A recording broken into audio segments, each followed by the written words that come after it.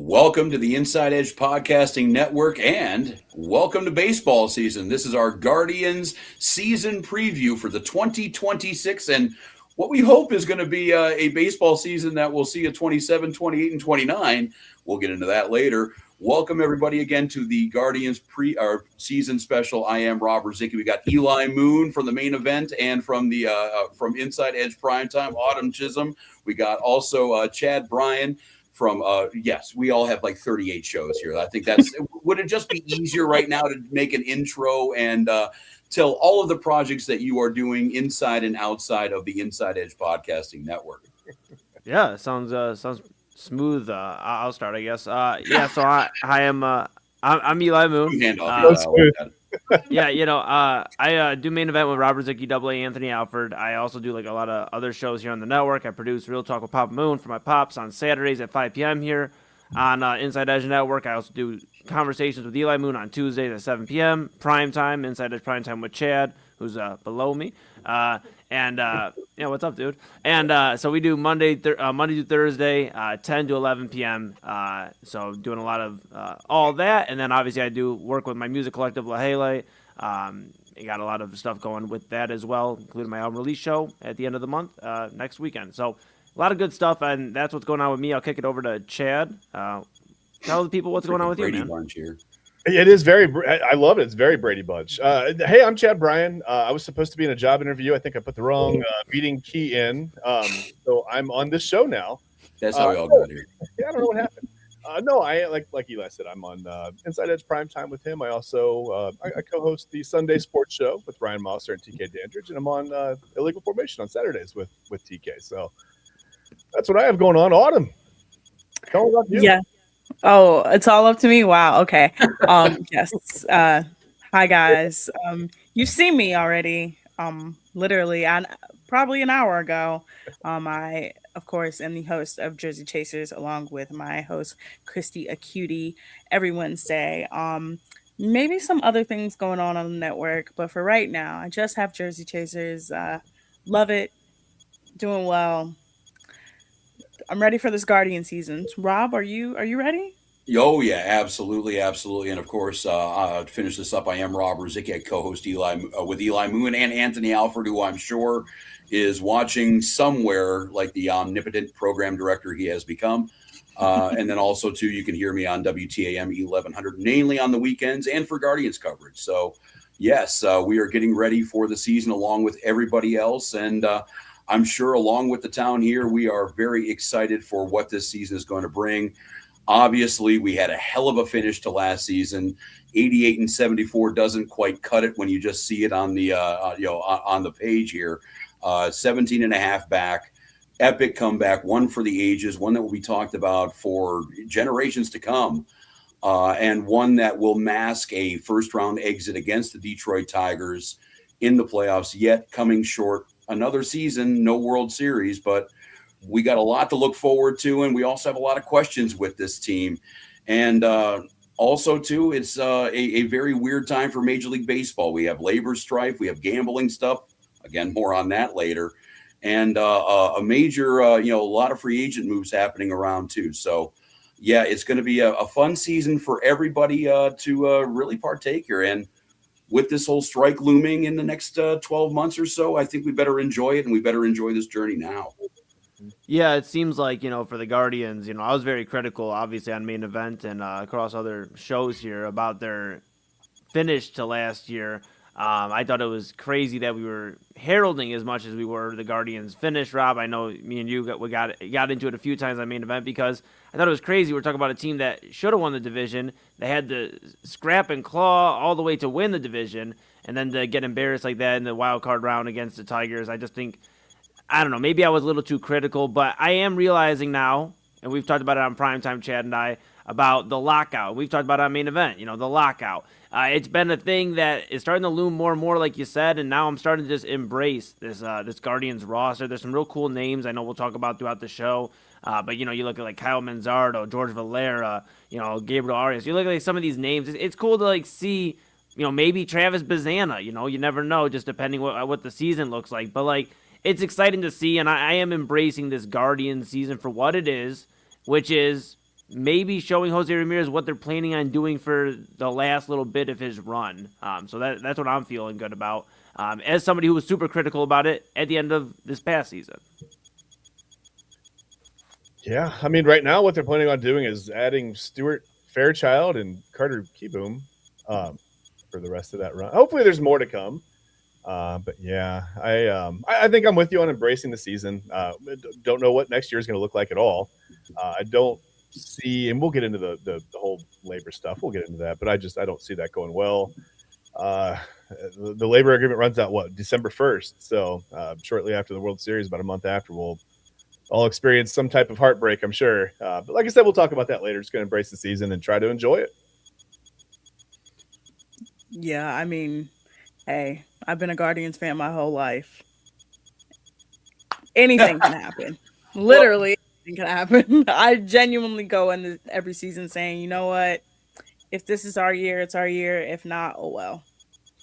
Well, and I think we all kind of mentioned it in our own way here, and I think we when we were getting ready for the show here, we were planning on maybe saving it for later, but it is the elephant in the room. It is the number one off-season storyline. We could talk free agency, we could talk the new ball strike challenge rule, but really this is the one story that matters, and let's just get into it now. I guess we have a pending labor stoppage happening at the end of the season. For those of you who haven't been paying attention to the off-season trackings of Major League Baseball, the collective bargaining agreement will expire December 1st of this year. So they'll play the World Series, have a couple of weeks, and then there'll be some uncertainty. And from what most people say close to the situation, that it will happen. They will have a work stoppage, either a strike or a lockout. Bet on a lockout, and it will move into the winter, and it will possibly move into spring training and the regular season. So for the first time since 1994, we could be looking at canceled baseball games due to a labor stoppage. And I guess this is the question to the group. How much does that influence the way that you look at this season, and really just you being a fan in general? Is that distracting to you? Does it matter, or is it a huge deal?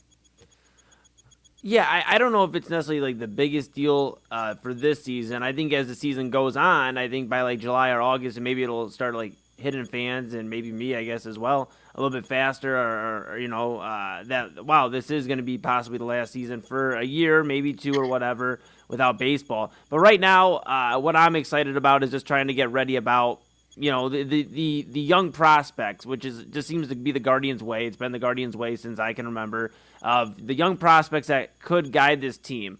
The lockout is something that I think is going to be interesting to take a look at when we get near the World Series, and seeing how players are reacting, because there'll be more buzz as the season goes on. I mean, this will become a story that gets talked about in locker rooms and asked about probably after games, whatever. And I think that'll become more of a buzz by summertime, Rob. But right now, I'm trying to embrace the Guardians. You know me, they got to go win the World Series or it doesn't matter.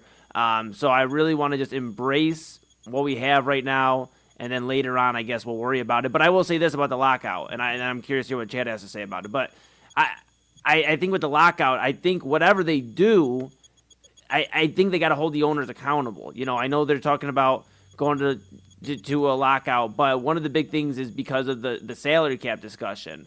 And I think they got to hold owners accountable. If they're going to talk about, how much can players make or this or that, then I think that there needs to be a salary floor as well. We've talked about it on Main Event. We've talked about it on a lot of shows, all of us at some point. There needs to be some salary floor. And they can't let owners that aren't paying any money get out of not paying, because this is kind of part of the reason we're here, Chad. That's kind of part of the reason. Yeah. As far as the lockout goes, I think let's be honest. The worse your team is, the sooner it's going to hit you, right? I mean, everybody has something to look forward to on opening day. Everybody starts in first place, but a lot of teams, you're going to hit a 4-14 stretch or whatever to start the season, or the White Sox look like they're going to be pretty bad. Some teams look really, really bad, to be honest with you. And the worse you start, the sooner it's going to hit you. You start to realize, like, okay, we have no shot this year, right? There's no chance to get in the playoffs. Forget the World Series; it's over. Now, what do I have to think about? Think about December 1st, right? I got to watch somebody else go win the World Series, whatever.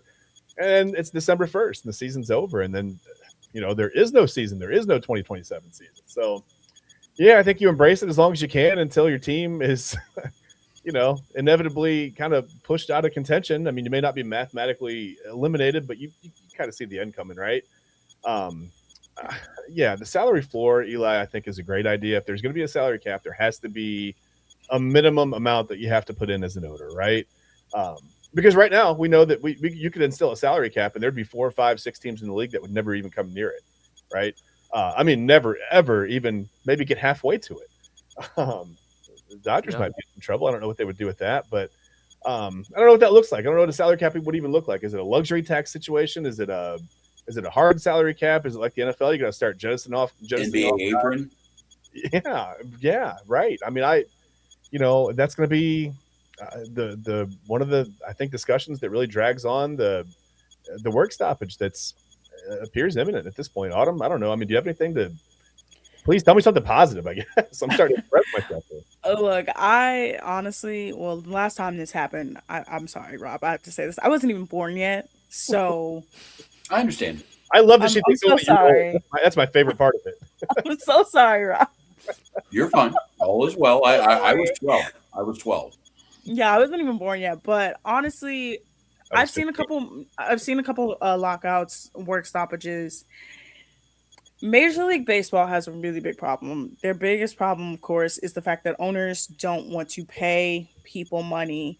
And then the ones that do want to pay, they're getting huge backlash for giving out these huge contracts. And the longer things like fester, the worse it's going to get. Like we already saw a few years ago how bad it got with the first CBA negotiations and players not really enjoying that. So you have that. And then of course you had, we were talking about it before the show, you have the president of the MLB Players Association, the union, being ousted. That definitely doesn't help because I know for a fact that they have the strongest union in sports. Like a union that got, how many Houston Astros was it? Like 6 of them off to where they never even got punished. So you have the strongest union, you losing their president, and now you're going into a season where even if I'm not even going to say the Guardians, I'm just going to say just like even if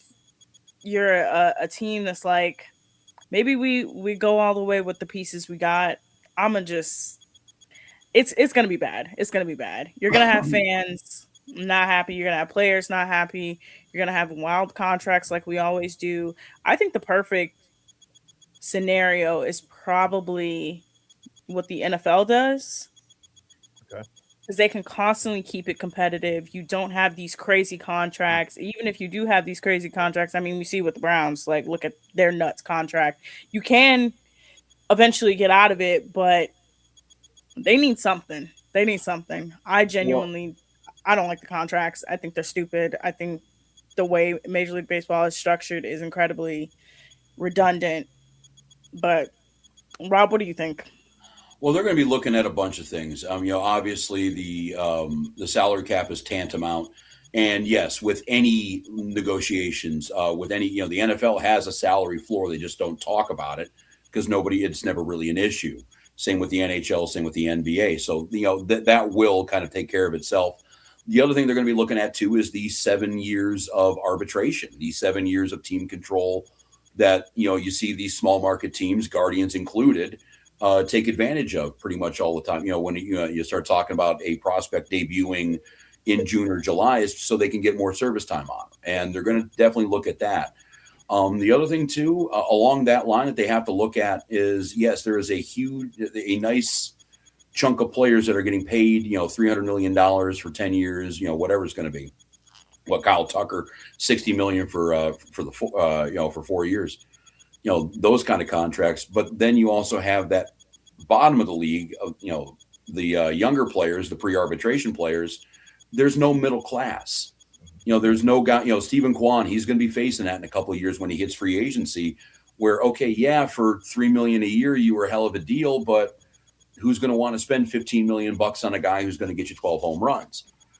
So that's going to be what they're going to have to look at too. There's, and the union right now is at the absolute worst it's ever really been. Autumn, you're right. They were the most powerful union, not just in sports, but probably in unions, period.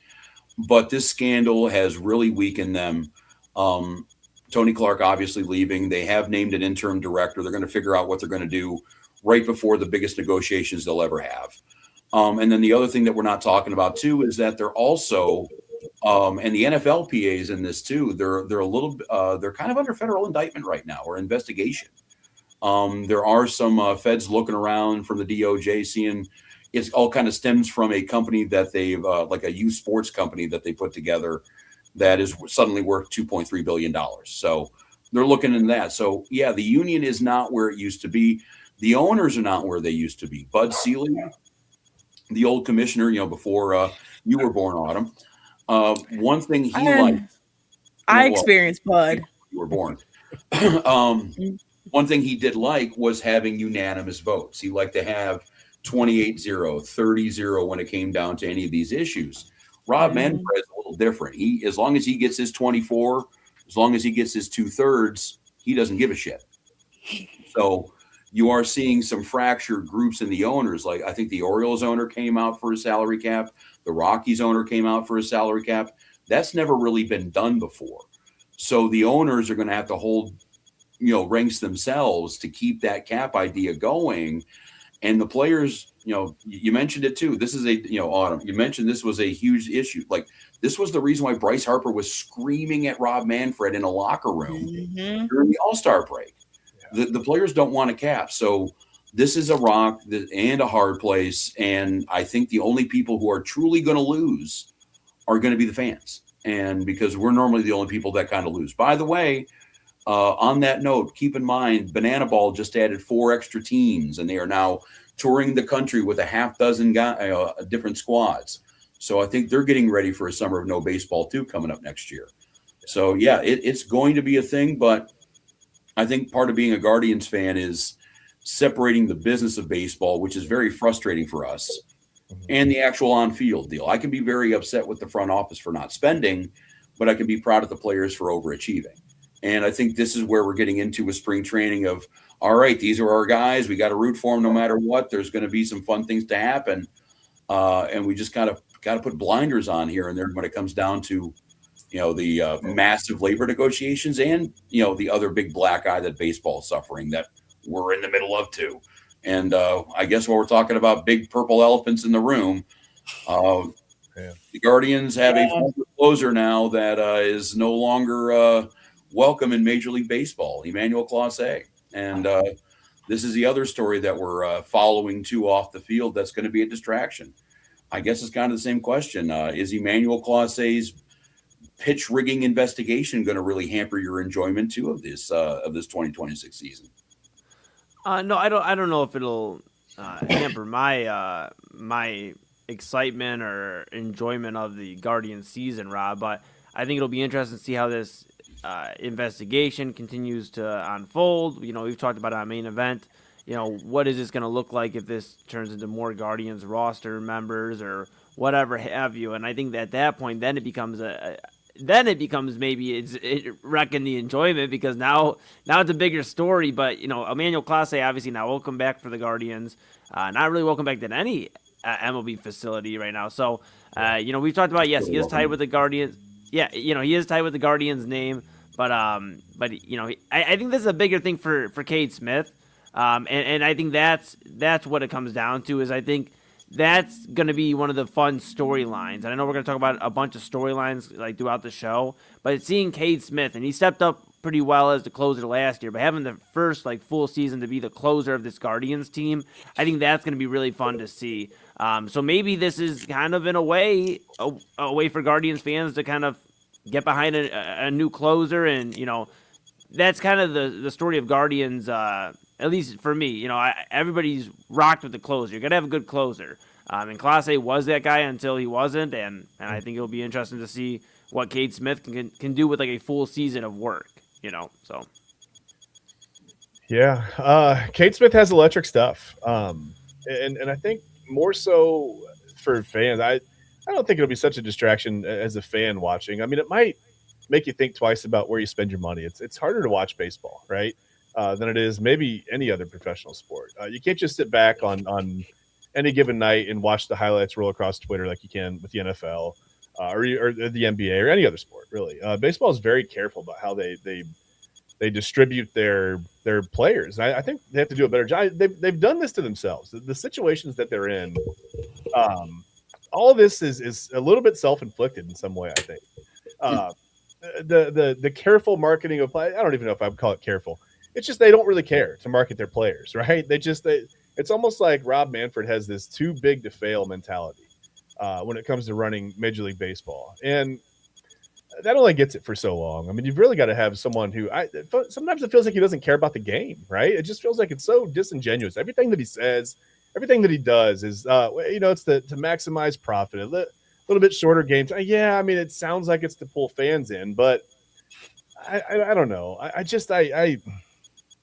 Like I said, a lot of this is self-inflicted. I'm not even sure the gambling for sure is. Gambling for sure. Making everything so accessible. And I mean, you see how many, all the green screen ads and all the ads. You go to a game and it's everywhere. I mean, it's literally, you're completely inundated with it, and you expect the players not to fall victim to it. I don't know. I don't know. I think the one thing that no one's talking about with the Emmanuel Clase thing is, I've brought this up before on shows. What if Clase isn't a willing participant in this? Like what if we've seen that with the whole NBA betting scandal? I mean, we've seen evidence of the mafia that they're involved, right, at some level. What if the right people with the right reach came to Emmanuel Clase and said, "Hey, this is what you're doing, and you're going to make 20 grand doing it because we're making all the money. We don't care about you. If you get caught, you're going down with the ship. We don't care about that. And if you don't do it the right way, we know where your family is. We know where they stay." Everyone has glazed over that. I don't know that that's necessarily the case, but just keep. Well, I'm sure, and I'm sure if that is the case, that will come out. I believe it's the 5th of next month. March 5th is going to be the day the trial starts. Yeah. So I'm sure that any and every defense that he has will be thrown out there. So yeah, I'm going to be curious to see the answer to that, because if he's a victim in this, all of a sudden this changes a little bit. For sure, a lot. And then I think that at that point, I think the investigation, the scope becomes even wider, and it becomes more of a distraction in the clubhouse, right? Not necessarily to fans, but I mean, how many players are going to get questioned about this? I mean, just on the Guardians alone, I mean, they're probably going to go through that entire clubhouse. Yeah. Everybody's going to get questioned. I mean, anybody with any proximity to the pitching staff, to the catchers, anything like you guys said on main event, everybody's going to get talked to. That's what I was going to say is this is where the lack of turnover for the Guardians kind of hurts, because I think 90% of the people who have caught Emmanuel Clase in his entire career in town are still on the roster. David Fry, Hedgie, and Bo Naylor. So, yeah, I'm sure because at some point, like I had that question as a talk show host was, did the catchers kind of pick up on the fact that the first pitch of every inning sucked? Yeah. I don't know. And I mean, it's one thing, guys come out of the bullpen a little amped up, right? Sometimes, I mean, maybe you look the other way, you don't really notice it until things come out. But yeah, I think this could be a huge mess, not just for the Guardians, but for Major League Baseball, and just the likability of MLB is just so low anyway. Depending on what we find out with the investigation, it could be a lot lower. Forget the work stoppage; it's terrible timing. All this is just, I mean, it's piling up on them, and it's not great. Yeah, I have some thoughts. I'm not even gonna mince words. This is a man who was baseball's best closer for like 2 years, and then all of a sudden in the playoffs he just sucked. That's like, and it was a specific series. It wasn't like it was like a slow decline. It was a specific series that all of a sudden he just started throwing like crazy pitches, and it was almost like he was tipping them. I'm gonna just say this. Major League Baseball for years has shown that they don't care about their players. For years. There is no way that you go from the number one sport in the country to last on the totem pole without caring. And we saw Bud Selig try with the whole, if you win the All-Star game, you get home field advantage. Well, people hated that because it's like it gave certain teams an unfair shake. And now they're not even trying. They're not even trying. Like, I know I talked about it on my show tonight about like the All-Star game in NBA, and how it's terrible. But I'm like, at least they're trying. At least they're trying to like mix it up and like do different things. Major League Baseball's not even trying. And then with this whole like gambling stuff, it's like when I knew it was going to be bad when the FanDuel network came along. When that FanDuel network came along and they bought all those Bally stations, I'm like, that's all automatically it's a conflict of interest because you have FanDuel being a direct partner with the leagues, and now you're buying all these networks and you're not even a direct partner. You're just controlling the narrative now. You're controlling what goes out. You're controlling like the bets and everything. So I knew it would be a player that would do something like this. I mean, Pete Rose did it, and he suffered the consequences until his death. Mm-hmm. I didn't think it would be somebody in Cleveland, and I definitely didn't think it would be this bad to where we can all tell when he was doing it. You could probably go back and look at the games of when he was like, oh yeah, you can tipping find these pitches. Oh yeah, you can. And that whole CS series, I was like, what happened? Like you were the most reliable pitcher. You were literally up for a Cy Young, and then you just could not pitch. Yeah. Well, I mean that's happened. At that rate, you could look at Jose Mesa and kind of say the same thing. Mm-hmm. You can look at any reliever in the playoffs or any player. I mean, even take into account. And again, we're not throwing out any direct accusations, but you see how that Philadelphia Philly season ended with the pitcher throwing the ball over home plate. But and in a lot of cases, there genuinely are. Hey, it's a really pressurized moment, and you screw up. So. But what all this gambling stuff now is leaving the door open to impropriety anytime, and this is not a new thing in baseball. This goes all the way back to 1877 and Jim Devlin. I remember it well. I was in second grade. Louisville Grays. So I mean, this has been happening for about 150 years or so. Yeah, I mean, you have the Black Sox scandal, like. Mm-hmm. But but that goes, Autumn, to your point of the more labor's messed with, the more they're going to screw up. I don't know if you realize this. They were called the Black Sox before the scandal, and the reason for that was the owner of the team, Charlie Comiskey, who's revered now still. He refused to wash the to pay for the uniforms to get washed, and wanted the players to take it out of their own pocket. Basically send it to the dry cleaner like you would, your own, suit or whatever. And in protest, the players didn't wash their uniforms. So the White Sox became black. That very 1919 season, he pulled his ace with about 2 weeks to go in the season because if he got to 30 wins, he was going to get a bonus. And Charlie already won the pennant. He wasn't going to pay his player any more money. So, yeah, this happens a lot. You have a union now that doesn't really protect his players as much. Check out Scott Boras and his influence in the union. He's a super agent in baseball. And yes, he makes sure, when the union stuff is talked about, that the top 10% are taken care of.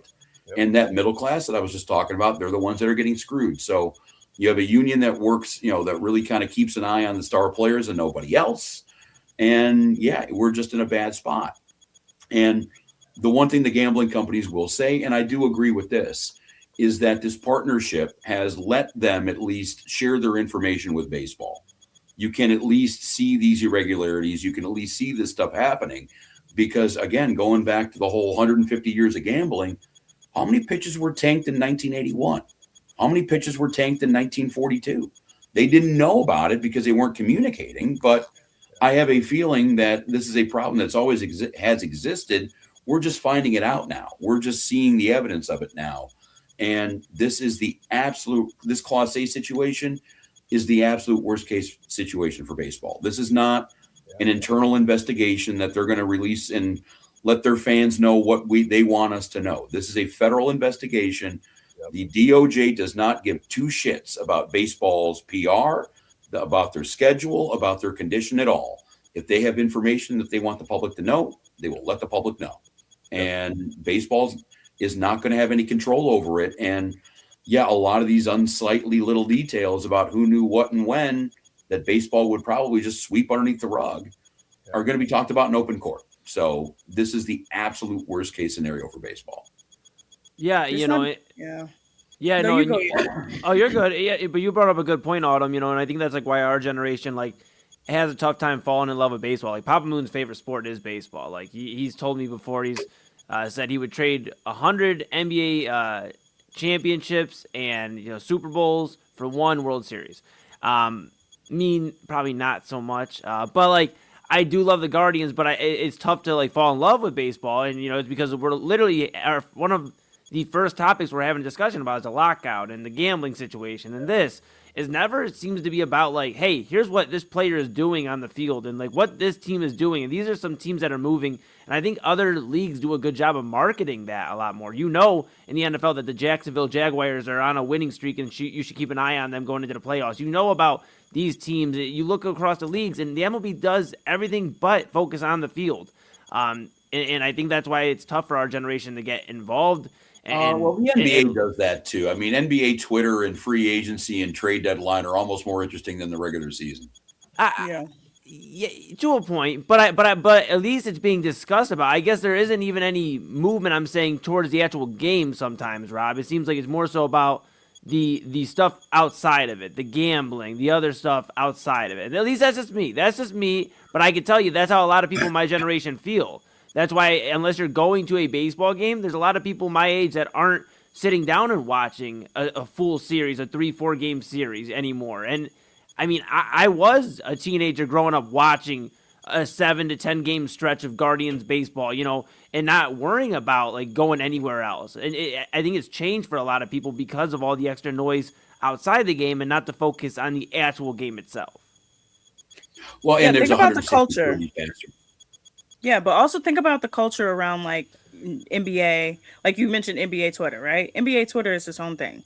The NFL, it's its own thing. Like we saw the Super Bowl. That's a whole spectacle. That was a whole week of sponsorship and spectacle, and they still came out on top.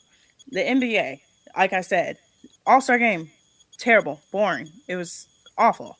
But they create a spectacle, and they kind of give you the false sense of hope that maybe, just maybe, like, this will get better. Baseball doesn't do that. There's no culture around baseball at the moment for you to like want to invest in these players and want to invest in these teams, because it's like, well, I know the Dodgers care, but what about the Guardians? It seems like they don't care, but the Dodgers are going out every year and they care. But this team's going out every year and they care. And it's so disappointing, because I too, Eli, was like that. I would sit at home, I would watch a full 10 game stretch of the Guardians and be excited about, when the next time I could go to a game. And it's been like, I think it's been I went last year. And before that, it was like 6 years before I had went to a game, because it was that bad. Well, yeah. and baseball is a unique sport right now because, take Kansas City, the Royals, that small market. And we all talk about the lack of payroll, the lack of, they can't get free agents either. Mm-hmm. We never questioned for 1 second that Patrick Mahomes was going to stay in that city in a different league. Yeah. Baseball is the only sport out there that your star player can get too good for your team. Yeah. And we see it happen all the time. We talk about Stephen Kwan a little bit. Does he go to the Yankees or Dodgers or Cubs or, what's going on? And it's always the same list of 3 or 4 teams. Yeah, so it's 5. Yeah.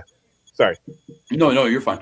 No, but if you are in Cleveland or if you are in Pittsburgh or Kansas City or, Colorado, Arizona, even though they were in the World Series a couple of years ago, you're really just, you're almost playing minor league ball. Yeah. And, you've kind of seen that too with the way that the playoff races have shaken out the last couple of years. If the Guardians were in the AL East and were in the Coastal or in the West and had to deal with any of those powerhouse teams out there, that 17 game comeback doesn't happen. No. We are in the playoffs a lot because we're in that heartland division in the Central with all the other small market teams.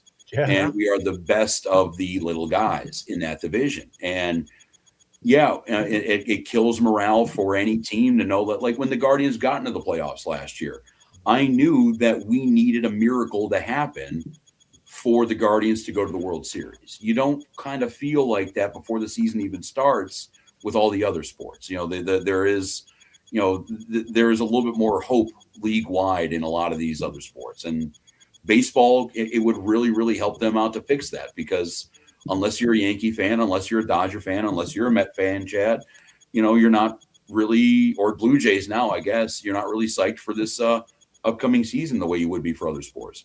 Yeah, and I'm a Braves fan, and my team spends a little bit of money, but they still don't spend money like the five. And the Blue Jays do a little bit, but it's the five teams. It's the Dodgers, the Mets, the Yankees, it's the Cubs, it's the Red Sox. That's it. And half the time the Red Sox won't even make a run because Cubs, for that matter, those are the ones that are kind of iffy at that point. Yeah, and that's it. I mean, like I said, I think the Braves at one point had the 7th or 8th highest payroll in baseball, and obviously that helps. I mean, they won a World Series in 2021. But even that was only after a complete outfield retooling. I mean, it felt like they were. I don't know why they were buyers that year, but they felt like they were close enough within striking distance. The division was bad enough. Lucky enough, even in a division with the Phillies and Mets. I mean, the division was bad enough that year that they could make a run. And like you said, I mean, gosh, man, thank goodness for geography because, man, if the Guardians, like you said, man, if they were out east or out west, either way, man, they'd be in big trouble, big trouble. But instead, they're right there in that little pocket of teams that can't afford any continuity. But even that, you see the Tigers going out, and they signed Framber Valdez, and maybe that's to an extent a little bit because their teams are kind of like pausing spending money because of the looming work stoppage. But whatever, now the Tigers have gotten that much better. I mean, they have Skubal and Valdez at the top. They've got Justin Verlander back, who was pretty good at the end of the. I mean, the Tigers are spending money like a very large market city right now, and it makes you wonder what really is in store for the Guardians this season. Yeah, and we will actually get into that. And actually, I forget who brought up the point. I think it was Moon talking about how we start getting caught up in the minutia of the business of baseball and everything going off the field. We don't talk about anybody who's actually running around on the diamond. And we're 37 minutes into this show, and we really haven't done that yet. I think that kind of proves his point pretty well. But we will do that after this break here. We will get into this 2026 team again. 88-74 last year. They won the division. Are they going to be able to do it again? What players are the most important in that run? And what players are poised for the most for a big breakout year this year? Who's feeling the most pressure? We're going to get into all that kind of stuff coming into the next break here on the Guardians preview show. Yes, the 2026 season is here. Spring training starts 3:00 here locally in Cleveland. You can hear that on WTAM 1100. The dulcet tones of Tom Hamilton and Jim Rosenhaus. It's 60 degrees outside. We are getting very, very close to spring, folks, and I couldn't be happier. And I'm sure Eli, Chad, Autumn, you are with me on that one for sure. Oh, yeah. All right, let's go to break here. Again, we got Autumn Chisholm, we got Chad Bryan, we got Eli Moon. I am Rob Rozicki, and this is the 2026 preview special on the Inside Edge Podcasting Network. And we'll see you soon. I have to leave.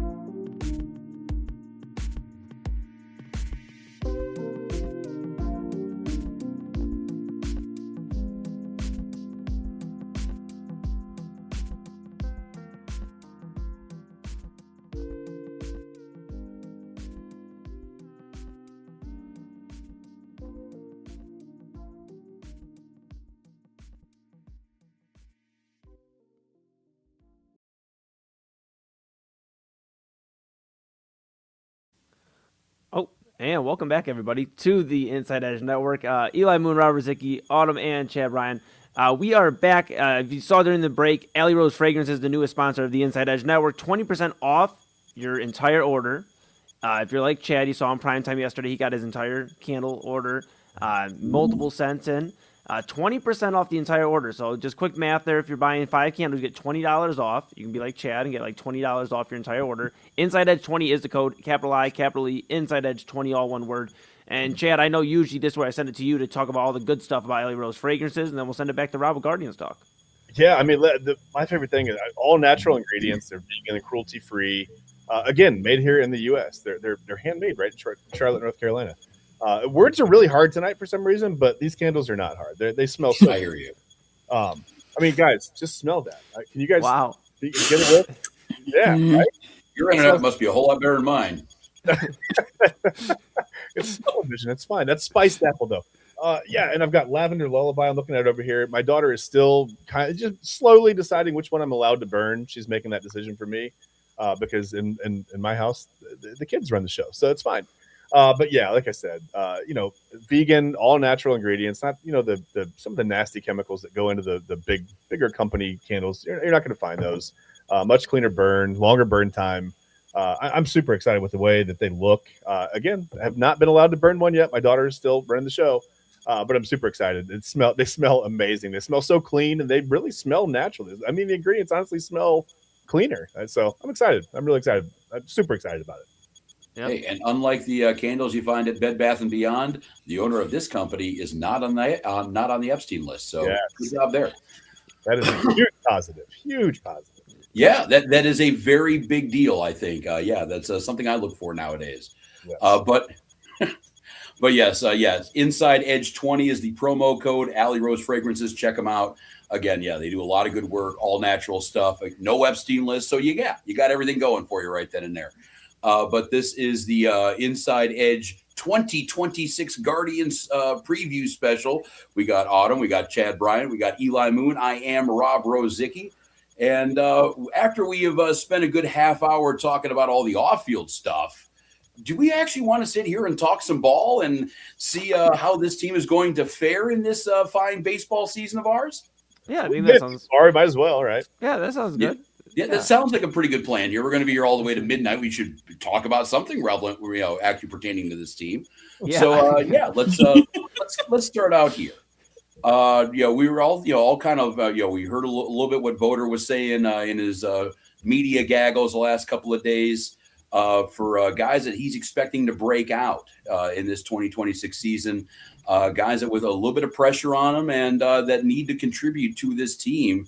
And I think we can all kind of agree that the first one in this whole schmaz is hopefully the full-time first baseman of this team. 15 pounds heavier, Kyle Manzardo. He is going to need a big year and a big step forward if this team wants to vie for a postseason spot again. Yeah, but, one thing is for certain with Manzardo, Rob, he's got a lot of pop in the bat, 27 home runs last year. So he definitely can come up in the big moments in terms of like when you need a quick score, or need two brought in, by way of the long ball. He can do that. The one thing we're going to keep an eye on is he obviously batted 234 last year, and we talked about it before we even got on the air tonight, that the Guardians, you look at a lot of these batting averages, they're pretty abysmal, and like the real end of the season helped out a lot of these batting averages. But with Manzardo, I think we're going to just want to look for the consistency, 70 RBIs last year. So really it's just about, can he turn that into everyday consistency?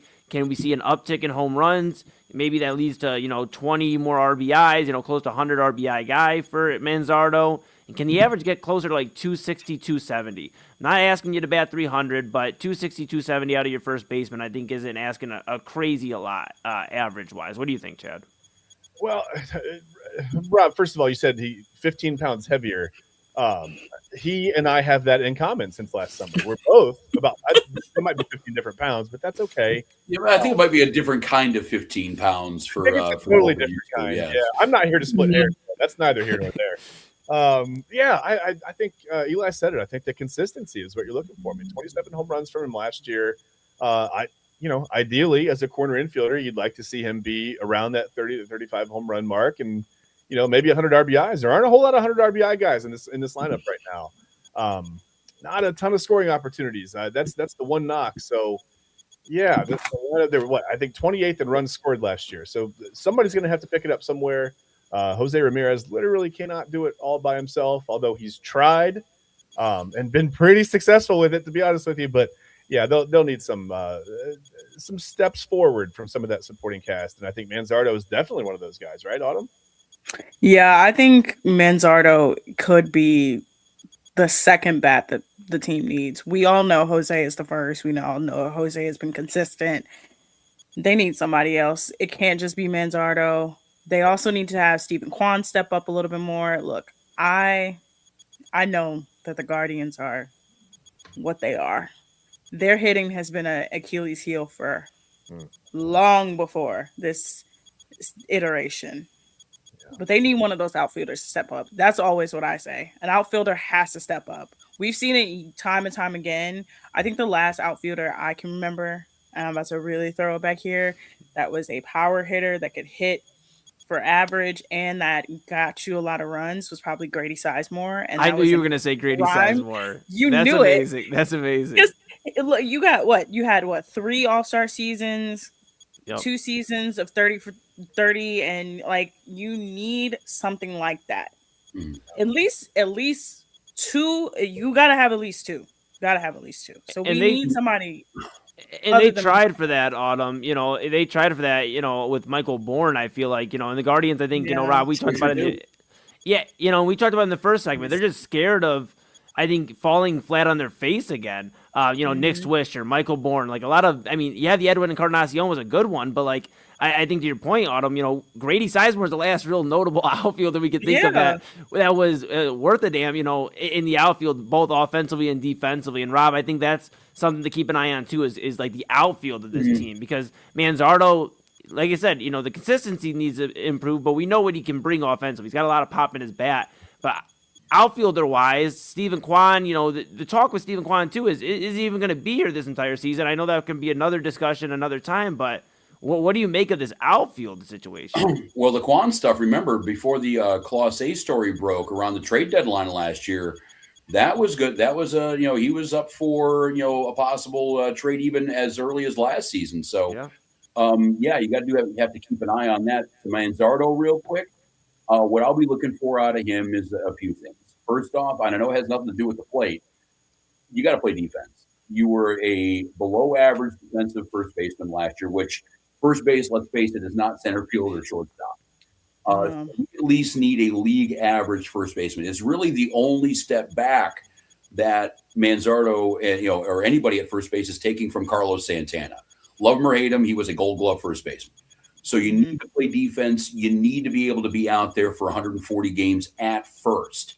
You need to be able to lock down that spot. The other thing, too, what was it? 48 walks in about 530 at-bats. That has to go up. I'm okay with a 230 average if that on-base percentage spikes a little bit with getting on base that way, because that's why all these RBI numbers suck, is that nobody got on base. So if you can get on base and do what you need to do, you'll be something that Jose Ramirez has been looking for since they traded Josh Naylor, and that is a protector. You need to protect Jose Ramirez in that lineup. He's got to be able to see good pitches. And, if it's Kwan or anybody else in this outfield, if it's Nolan Jones, I don't know if we're all really excited about that one. If it's George Valera, Chase DeLauder is going to be getting a look out, or the new kid out in center, we're going to be looking at him too. Yeah. So there's going to be some options out there. David Fry is going to be in the mix out there too. Remember, he's going to be back and ready to go. He might be a little bit of a solution if he can lock down right field and be that all-star bat that we saw a year and a half ago in the first half of 2024. If he can do that, then okay. But they're going to need some help with that outfield. And I don't think it's going to be Nolan Jones. I don't think it's going to be George Valera even. I think, they're going to be looking for, if it's Fry, if it's going to be Kwani to step up, somebody there to make that outfield worthwhile, because offensively, especially if you take Stephen Kwan out of the situation, even if you keep him in it, The Guardians' power numbers for their outfield, some of the worst in baseball, some of the worst offensive numbers, period, in baseball. In left field, right field, they have to produce for you. And they got to find somebody. My bet right now is going to be David Fry. We'll see what happens. But, yes, that outfield has to change for sure. Yeah, I mean, you hope that it's David Fry if he comes along, or you mentioned Chase DeLauder, you mentioned George Valera, you mentioned these guys that top prospects, for the Guardians, guys that came up through the ranks and were looked at like to be guys they can count on and everyday consistency. And we'll see with DeLauder, we'll see with Valera, but yeah, it just seems like these are the conversations we have. And why we have these conversations about why the Guardians don't spend in the offseason. It's so frustrating because now we're counting on Chase DeLauder and George Valera, who are both, younger than 26 years old, to be, 280, 290 hitters. And I get it, they were these top prospects, but that's asking a lot out of two guys that really are going to be stepping into a full season of like really more reps, more everyday play. I think that's asking a lot. That's why, like, signing guys in the offseason, even just like a veteran bat, would have been huge. I mean, we were talking about, moving around guys, even on main event. Like, what if you could bring in a Kyle Schwarber and put him in the outfield? Like, and obviously the Guardians are never going to entertain that, but this is why those types of moves are so big, Rob, because now you're looking at outfield with Stephen Kwan, and we got our fingers crossed for DeLauder and Valera and for David Fry, and it's worrisome, especially if, Stephen Kwan isn't a Guardian at the end of the year. Then who are we putting in left field if David Fry doesn't work out? It's just a lot can change in a few months, and that's what's worrisome to me, at least. Yeah, I think they look at David Fry as more of a DH, to be honest with you. And thinking about a guy like Kyle Schwarber, you bring Schwarber in, and he can be a defensive liability in left field, and then you got to weigh it out. I mean, is his run production worth the loss in defensive side? I don't know. It's hard to because I honestly see him as more of a DH as well. Obviously, he's not a great defender. Not terrible. I mean, but he's just not good. It's like the knock on Marcell Ozuna when he came to Atlanta. They put him out in left field and they said, Ozuna had that Gold Glove year, and I thought, we lost Jed. Oh, Gold Glove. I don't fully understand that. But that's how I look at David Fry. Even like you bring in Kyle Schwarber. And let me ask you this: if Travis Bazzana ends up being the big bat that everybody hopes, obviously huge college career, only 1 year in the minors, kind of riddled with weird injuries, nagging injuries, or whatever. But if he ends up showing the pop and just that offensive ability, he's played some outfield. Is there any chance they would move him to left field? Or I don't know if he has the arm to play in right field. I'm not really sure as a second baseman, but just to get some kind of pop out of a corner outfielder, would you consider moving Bazzana out to left? And with Bazzana, yeah, and I think there was some talk about him moving around when he was drafted. But I'll take this back to my Pirates fandom back in the late 90s and early aughts with Jason Kendall. They tried to do the same thing with him and move him back from the catching spot into the left field, right field. Yeah. And the Pirates found out very quickly that 240 and 18 home runs were phenomenal numbers out of your catcher. But they were not great numbers from your starting left fielder. Yeah. So that would be my fear, is that Travis might have decent pop for a second baseman, but if you put him out in the outfield, is he going to be Will Brennan 2.0? Yeah. Yeah, but I'll say this: I am excited about Travis Bazzana. Number one pick for the Guardians a few years ago, and a guy that does have a lot of pop in his bat.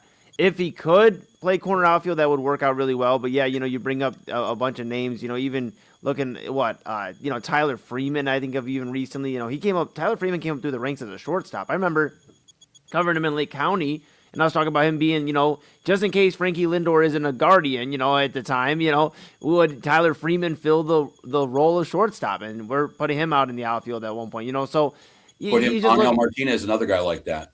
Yeah, and you just look at, I guess, the Guardians' just lack of outfielder play, has been the biggest problem, I think, not only defensively, but offensively as well. For sure. And that's the biggest thing. I think it takes a special player to by the way, to play out of position and still get that kind of offensive production. Not many guys can do that. It's tough in the major leagues. Yeah. Yeah, but I mean, Bazana being a number one pick, you would expect at least to try it out, I guess. But yeah, to your guys' point, you don't want to damage, this is like, the goods of the franchise. This is like somebody that you could really have a cornerstone for the next 10, 15 years, just depending if everything goes right. But, look at Pittsburgh. If they want to pay Paul Skeens, they have that in their number one pick. Back in the day, the Nationals, Steven Strasburg more on the pitching side, but, Bryce Harper, Mike Trout, maybe. I don't know. I got high hopes for Bazana. I've been, when Rizicki asked me, earlier, like a few months ago, he's like, what would it take to be excited about the Guardians next season? In some world that Travis Bazana ends up here. I know Brian Rocchio's an infielder. Maybe we even try Rocchio out there in one of the corner outfielder positions. I don't know. I'm just throwing things at the wall now, but I think getting Bazana in this lineup, Rizicki, wouldn't be the worst thing. He's got the pop. I mean, that's literally why he was brought in. Yeah.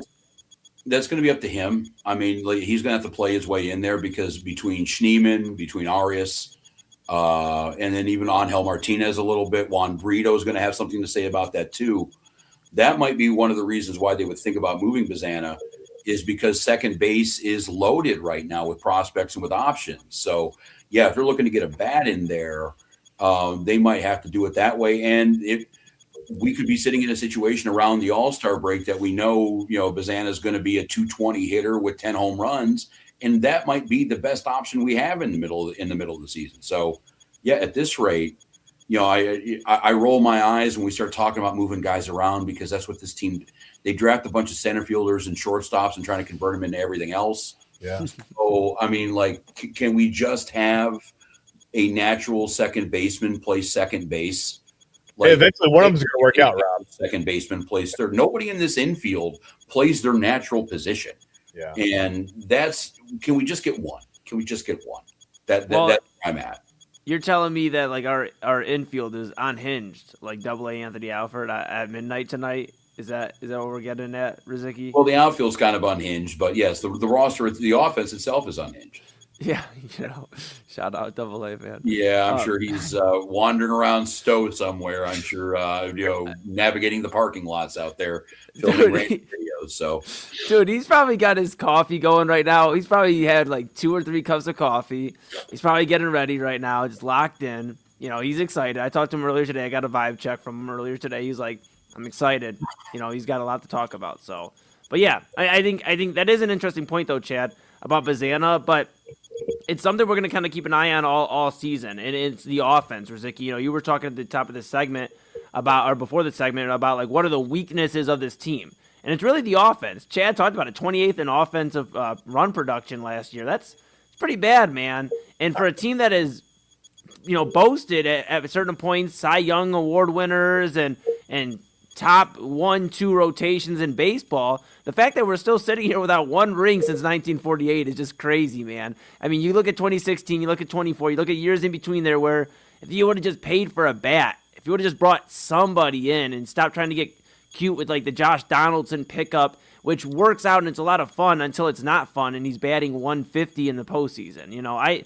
That's what just frustrates me, man. And this is what happens. We spend over an hour talking about the Guardians and I start getting frustrated about them not spending any money, all right? Can we just go back to talking about labor relations again? I just want to talk about that. Yeah, we want to talk about the lockout, Rizicki. Yeah. Well, really, one of the things on the offense that I'm looking at, too, as a weakness is right-handed bats. Yes. Yeah. Like, they are an endangered species. We got a couple of switch hitters, but it really just seems like everybody else, if it's Kafis, if it's Manzardo, if it's Schneemann, we've got DeLauder's a lefty, Halpin's a lefty, Nolan Jones is a lefty, Valera's a lefty. I don't know what he comes up as. So what do we got? Like Jonathan Rodriguez, David Fry, and Arias. That's pretty much it. Oh yeah. Also we do have Austin Hedges too. So yeah, we're good there. And that was a big offseason. I know we're going to be facing a lot of right-handed pitching, but that lineup is, and we see it happen so many times where we just kind of get shut down if it's a lefty, or we almost don't have a chance even before the game starts. And that lack of versatility, and go back to the outfield, go back to the offensive problems. How many years have we been screaming about a right-handed power bat? I don't care if he's left field, right field, third base. If it's a Shohei Ohtani and we have to pitch him twice a week, fine, whatever. Yeah. As long as it's a right-handed power bat, that would do a whole lot to just lengthen this lineup out and actually, make this offense major league worthy. I'm not even worried about a good one yet. I was just like an average one. Yeah, they're so vulnerable to the Tigers right now. I mean, you get into a short series with the Tigers and the Guardians are in trouble. I mean, with Skubal and Valdez, I mentioned it earlier, and then Verlander's. I get it. Verlander's in his 40s. He's whatever. But down the stretch in San Francisco, he was very good his last 9 or 10 starts. I think he had an ERA under 2. So I mean, he knows how to get guys out. He's savvy. Obviously right-handed, but like I said, the 2 lefties at the top of that rotation, I think, are going to give the Guardians fits. A lot of lefties are going to give the Guardians fits, and that's going to be the problem. And the Guardians, when they're not having fits, aren't exactly thriving. So that's the other big problem. Right. Yeah, and Justin Verlander in a Detroit Tigers uniform at any point is not a good sign. I'm not a fan. Not a fan. I told Chad that on prime time. I said, anytime Justin Verlander's in a Tigers uniform, I don't care if he's 25, 35, 42, 45, whatever. It's not good. It's not good because I know we've had our success against Verlander, but it's just reminds you about those wars, man. You went, those AL Central dog days of summer, man. I'm cool. I was about to say. Flashback I was like 2006. I was about to say Verlander was not like the best against the Tigers. I'm just like the fact that we're still having this conversation about the outfield. It's been 10 years. Yes. It's been 10 years that this conversation has been going on about this outfield. I'm so frustrated with them. But that is their biggest Achilles heel going into the season. We know their pitching is good. We know that they have prepared their pitching. We know that their pitching is going to get better. But the fact that in the last 10 years, they still have yet to replace any outfielder from that 2016 team or that 2017 team is genuinely one of the most flabbergasting things that I think this franchise continues to do. And to piggyback that off that, Autumn, you look at how this outfield would look if a random 5th round pick didn't hit. Stephen Kwan was not anything like I remember when he debuted. I think I tweeted out. I said, "What's a Stephen Kwan?" I had no idea what this guy was, and if that didn't hit, if we didn't have a steady left fielder right now, and at least 1/3 of this equation solved, like imagine how bad we'd be if we were playing this game with all 3 spots right now. Oh God, I could. It'd be 2008 again. Yeah. And I think, that's going to be the biggest position group that we have to look at along with, and, we can talk about the lack of production with the outfielders, but, you look at the stat sheets and, how the season ended up, it looked like Bo Naylor was an outfielder. If you wanted to look at the stats and everything like that, we were talking a little bit about this off air and even in the first segment a little bit, 205 last year. And the only reason why that happened was because he was playing out of his mind in September. If it wasn't for that, it'd be 185, 180, And I think if you want to talk about players that need a big year with a lot of pressure on them, we got a 26-year-old catcher here who is not a young player anymore. This is year 3 of this experiment. And, we talk about getting help from the offense here. And I understand the outfield needs to do what they need to do, but their jobs would be a lot easier if we could put Bo Naylor in 5th in this lineup and count on him to drive in some runs that are just not in the last 3 weeks of September. Yeah, it's crazy to think about that. Bo Naylor. First off, the big worry about him coming through the farm system was his bat. He's always known as a defensive catcher, but you definitely expect at least bat over 200, Rob. And I can understand the frustration there. Crazy to think that we trade away the better bat of the two, with Josh, let him walk. Just crazy to think about. This is year 3. This is a big turning point for Bo Naylor, 26 years old. Yeah, I guess regardless of if they trade for him, if they sign him in free agency, the Guardians and catchers, one thing is for sure. They will not bat very strong average-wise, but they will be sound defensively. And I guess we know what we're getting defensively with Bo Naylor. I think he is one of the better, I'd say in the top third of catchers defensively. But just we need something out of the bat. And this is we've seen, we keep talking about it, but Naylor's going to bat what in that typical 6-7 range, in the order. So it's going to be when we need to get back into the top of the order, when we get to the 1, 2, 3 in the order. Can we do that? Because so many times you watch, especially early on last season, where you get to that 6-7 spot with 1 out, 2 outs, you're not getting back to the top of the order. So Well, between catcher, second base, and one of the outfield spots in almost every game, there were 3 black holes in this lineup. I mean, we were having a lot of games where 2/3 of this lineup were batting under 200. And you can't be. Yeah, you get down in the 6, 7, 8. You get down in the bowels of that lineup. This isn't the Dodgers. You're not turning that thing over with a lot of power. Yeah. I don't care how good your pitching is. Yeah, you're not digging your way out of that hole. And it's not fair either to the pitching staff. We talked here. This is another thing I think. We talk about all year and every season about how strong the pitching staff is. I will say, if you look at this pitching staff on paper, if you're just a casual Guardians fan, you'd be like, man, we're in trouble, man. Where's like Shane Bieber and where's if you throw all the way back to Corey Kluber, like where are the guys that like stand out? But this Guardians pitching staff is still pretty good, and they have some interesting names. And I think it's a little unfair, however, to rely on these guys like they are the Corey Kluber, Shane Biebers of the world when the Guardians had that monstrous 2016 pitching staff. I think it's unfair to these guys to have them in all these 1-0 games, 2-0 games where, they feel like they can't give up a solo shot or the game's over. I just think that's not fair, and I think the offense is really going to have to step up. And we talked about the lockout, just to bring it back full circle. I think this is going to become important.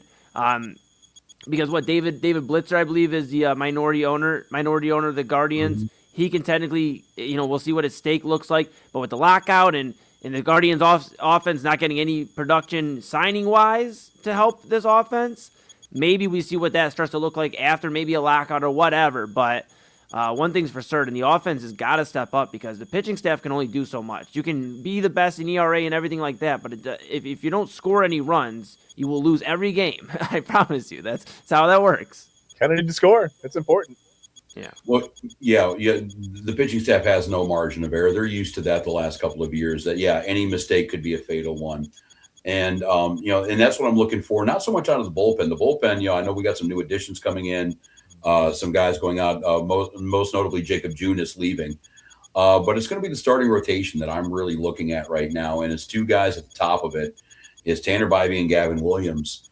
You want to talk about guys that need a good year for the Guardians to do anything. Bybee needs to find the consistency. Bybee's numbers have gone down a tick, it seems like, every year he's been in the bigs. And some years you might get 7 shutout, or some days you might get 7 shutout. The next day you're going to get 4 1/3, 6 runs. Yep. And he's got to be the top of the rotation pitcher. And if he's not, they got a guy right behind him in Gavin Williams who wants that job in his own right. Both those guys have to be stoppers. Both those guys have to terminate losing streaks before they get too big. And both of those guys have to give that bullpen a break and get used to going 6, 7 innings at a shot. And so we don't have these bullpen days where, Jacob Junis or Hunter Gaddis or Matt Festa's rolling in the 4th inning to clean up a mess. That's going to kill the pitching staff more than the lack of offense will. The starting rotation is going to definitely have to hold up their end of the bargain. Yeah, especially with the lack of resources. I mean, you can't run through your bullpen in May and June and July and expect them to be there in September and October. It can't happen. No, honestly. And how many times have we seen that happen over the last, not even last season, but the last 5 years? Yeah. I mean, we all thought Tristan McKenzie was going to be better than what he was, and he's no longer here. They trade Shane Bieber away. They essentially give the rotation to Tanner Bybee, and like Rob said, sometimes it would be dominant. Sometimes you don't know what you're going to get. He has to settle down. He has to get a rhythm. Now, we know he can get a rhythm. We know towards the end of the season we saw him get a rhythm, but he has to start the season out good. That's their biggest thing. If that pitching staff can get off to a good start, that's always been that's always been the key factor. If that starting pitching can get a good start and get you at least within a run, the team is okay. Now, I know we are all nervous, but the pitching, that's the one thing I genuinely haven't been nervous about for years. Yeah, and we haven't even talked about Cal Steven. I mean, you mentioned the Shane Bieber trade. I'm excited about Cal Steven. I think he's got a ton of potential. I mean, The strikeout numbers are there. I think he struck out 110 guys in 103 innings in the minors last year. Walked 20. He's always had good control. Doesn't give up a ton of home runs.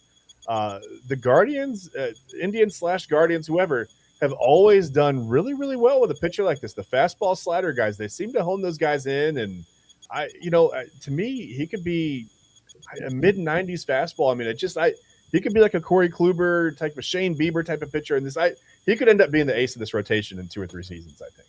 And that's the fun part about the rotation is that I think they're a good 8 or 9 deep.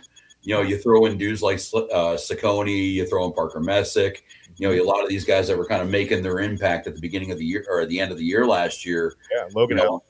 They could, what's up? Logan Allen, yeah. Logan Allen, yeah, you got Cantillo in there too. Mm-hmm.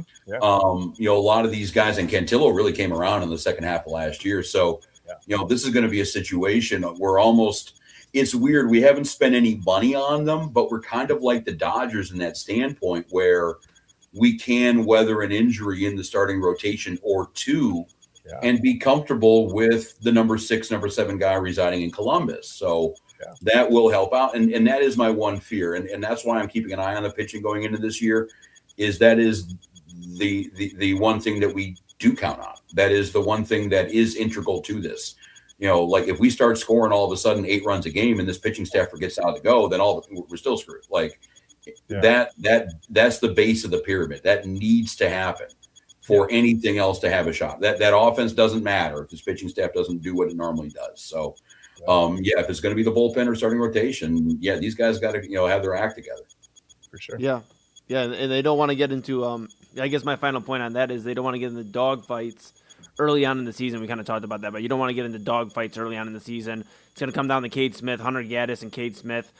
Closing down the 8th and 9th inning of these games when the Guardians do have leads, when the offense, if they do get out to a hot start and they surprise us all and they're scoring 3, 4, 5 runs a game, if they can close out these games, you don't want to have 10th, 11th, inning games, extra inning games in May against the White Sox where you could be having these, these innings used in October. So I think just taking care of business early.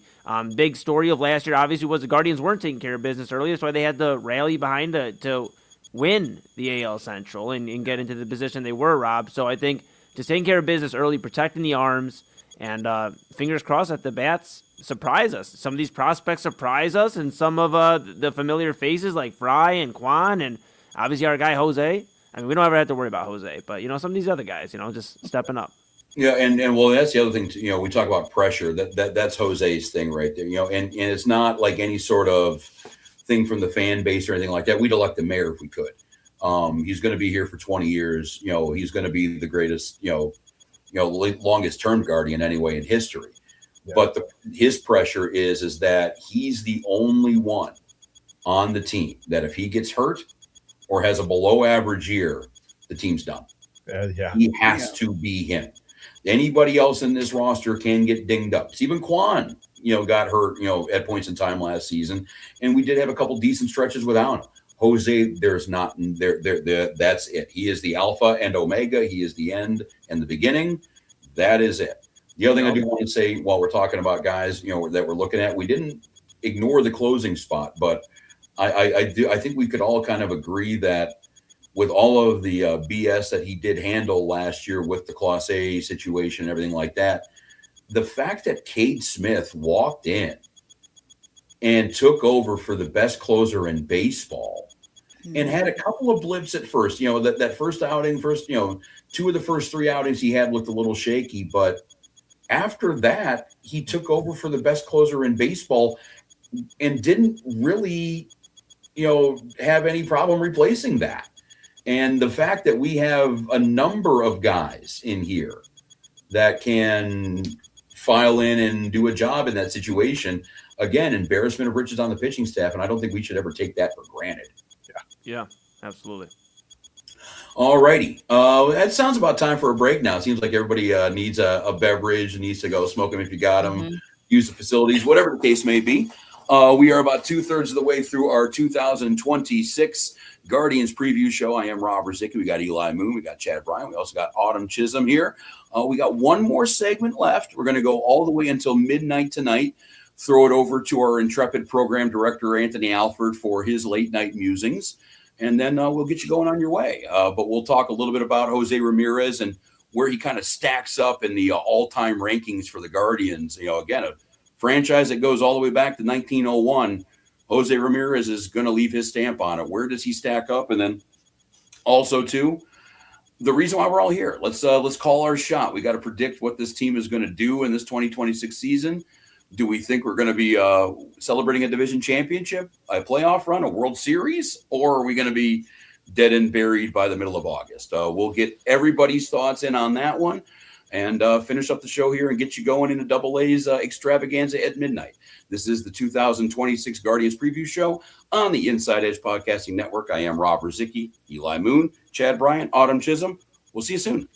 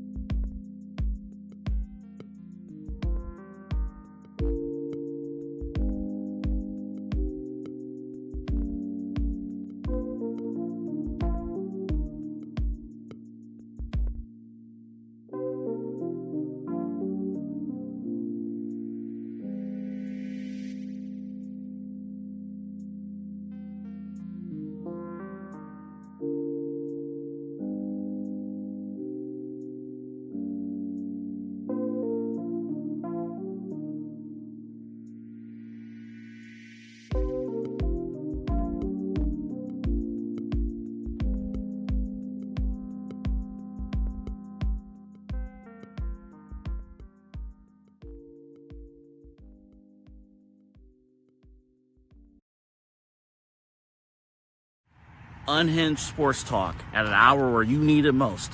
Midnight Run with me, Anthony Alford, on the Inside Edge Network.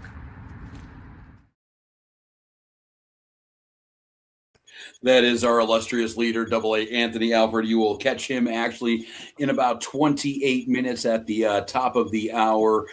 His late night musings. What are we calling that one right now, Eli Moon? Yeah, that's a Midnight Run with Anthony Alford. Midnight Unhinged. Run.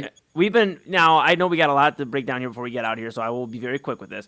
But Chad and I were putting our brains together yesterday. We're trying to think. We're like, okay, what could Unhinged with AA Anthony Alford mean? Now we've all known AA for like different variations of time. Rob, do you have any idea? Like Autumn, do you guys have any idea what Unhinged with AA Anthony Alford can? I don't know. I know what Unhinged with Anthony Alford looks like at 8:30. I don't know what it looks like at midnight.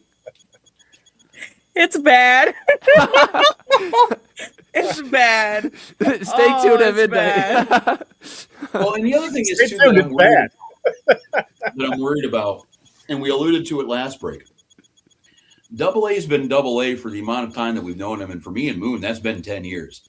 He's been Double A without coffee, and he has introduced that into his repertoire, into his fitness regimen, and that's going to be a little scary here. I would stay tuned in for that if I were you, honestly. I would maybe want to check that out. Yeah. Well, when he was doing way back in the day, and we'll embarrass him a little bit here and take a little time. When he was doing, he had a student show at Ohio Media School. And we were all going there, and it was about, I think it was 8 a.m. Yeah, it was. The first couple times he did the show, we actually had the president of the school and some teachers go down into the studio to make sure AA wasn't fighting anybody. Because, imagine, 8 a.m. and you get Robin Williams' Good Morning Vietnam at 3,000 decibels. And quite frankly, he scared some people. Quite frankly, there were people that were fearing for their lives. I'm not going to lie. I became a really good producer by running AA's sound, because he goes from here to here to here. So they're very gracious, very gracious. But all right, Rob. All right, cool. I think we've kicked the crap out of AA enough for this radio program. Well, we'll probably end up doing it too, at some point in time later in the show too. Yep. But yes, we do have the Cleveland Guardians to talk about. I don't know if you heard about this. They're starting their season soon. Actually, spring training starts. First game will be on the airwaves, 3:00 on Saturday. You can catch that WTAM 1100 and the iHeartRadio app here locally. The musings of Tom Hamilton and Jim Rosenhaus. But we're going to be in the thick of it before we realize it. And we had a lot of key things happen this offseason. Really, the key thing that happened this offseason was the peace of mind that all the Guardians fans have now. Our dude Jose Ramirez, he's going to be our dude Jose for a lot longer. So 7-year deal, about $140 million on that contract. He will, if he does play this entire contract here, tie Mel Harder for the most seasons ever played in a Cleveland uniform of any nickname, if that's the Guardians, Indians, Spiders, Naps, whatever. But yes, and that got me thinking, guys, where do we think Jose Ramirez is at right now at the list of all-time Guardians, and where's he going to be 6 years from now? Yeah, it's interesting because, when you think of the Guardians, you think of all the historic offensive players they had in the 90s. I hear Papa Moon still rave about the 90s and Manny Ramirez and Jim Tomei and Albert Bell and had Omar Vizquel on defense. Just playing lights out. You had all these greats, and then you think about, I guess this generation of run, and it's really been, Jose Ramirez. Mm-hmm. And you've had other guys come along and have some stints where they've been fun.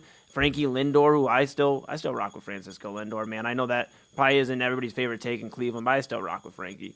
But, you have Lindor, you have Kluber on the pitching side, but none of them have, really had this impact, not only on the team and, the impact of what they can do getting to the postseason, getting to the World Series, but also, the community. Jose Ramirez is so, proud of the community, and he even says himself he's 50% Clevelander. And I think that alone puts him, okay, like, we always do he gets us, he gets us meter. And it's like Jose Ramirez knocks it out of the park every time. And I think like that alone puts him in the top 10 just because of how how prideful he is in Cleveland. And he's not egotistical. He's taken 2 massive pay cuts in terms of what he could have made on the open market as a free agent. And he's done that twice for Cleveland. He's helped, bring ballparks to Cleveland, been in the community. Somebody as me, I love the community. So for somebody to see him doing that here, on the baseball front and just loving Cleveland as much as he does, I think that alone gets you top 10. Then you see the production, Rob.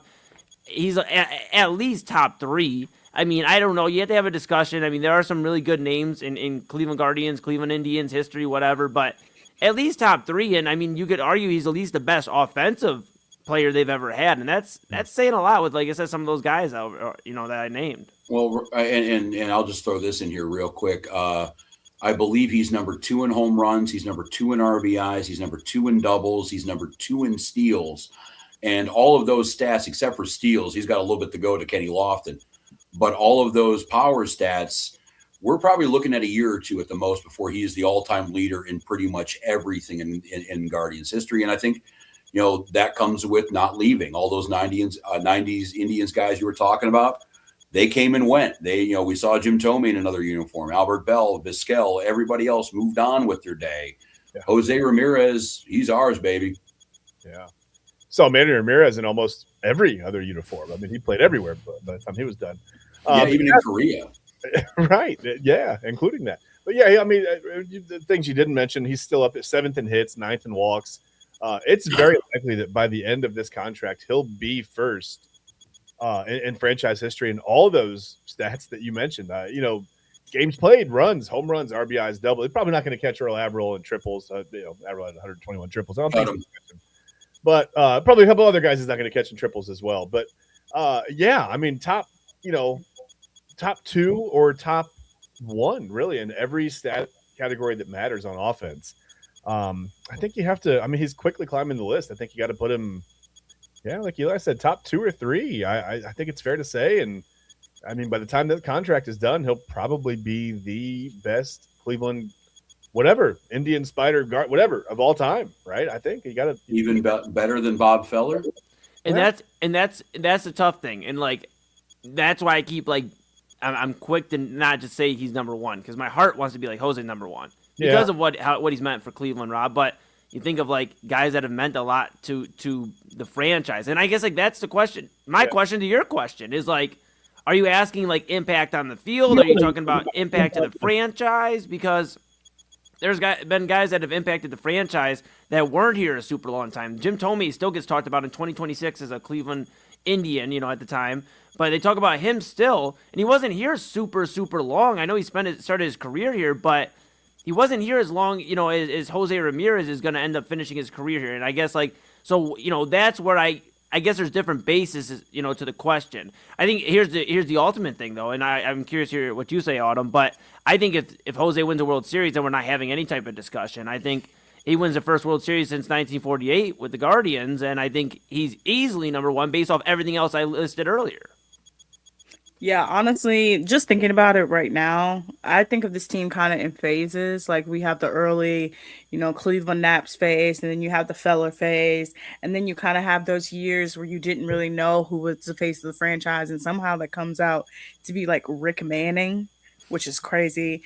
And then you have those 90s Indians where you could kind of pick anybody from that list and kind of say that they were the best in that franchise. And even now with the 2000s and now 2010s and now 2020s, Jose being the one constant is something that I never expected for him. I thought he was kind of going to go the Lindor route of eventually he was going to get his way out of here and maybe go to a team be serviceable, or maybe do a Carlos thing where after 12 years, the team kind of tells you, hey, we're not going to bring you back. But the fact that he's willing to come back multiple times, take multiple pay cuts, be the veteran in the locker room, I think he's probably going to go down as number 1.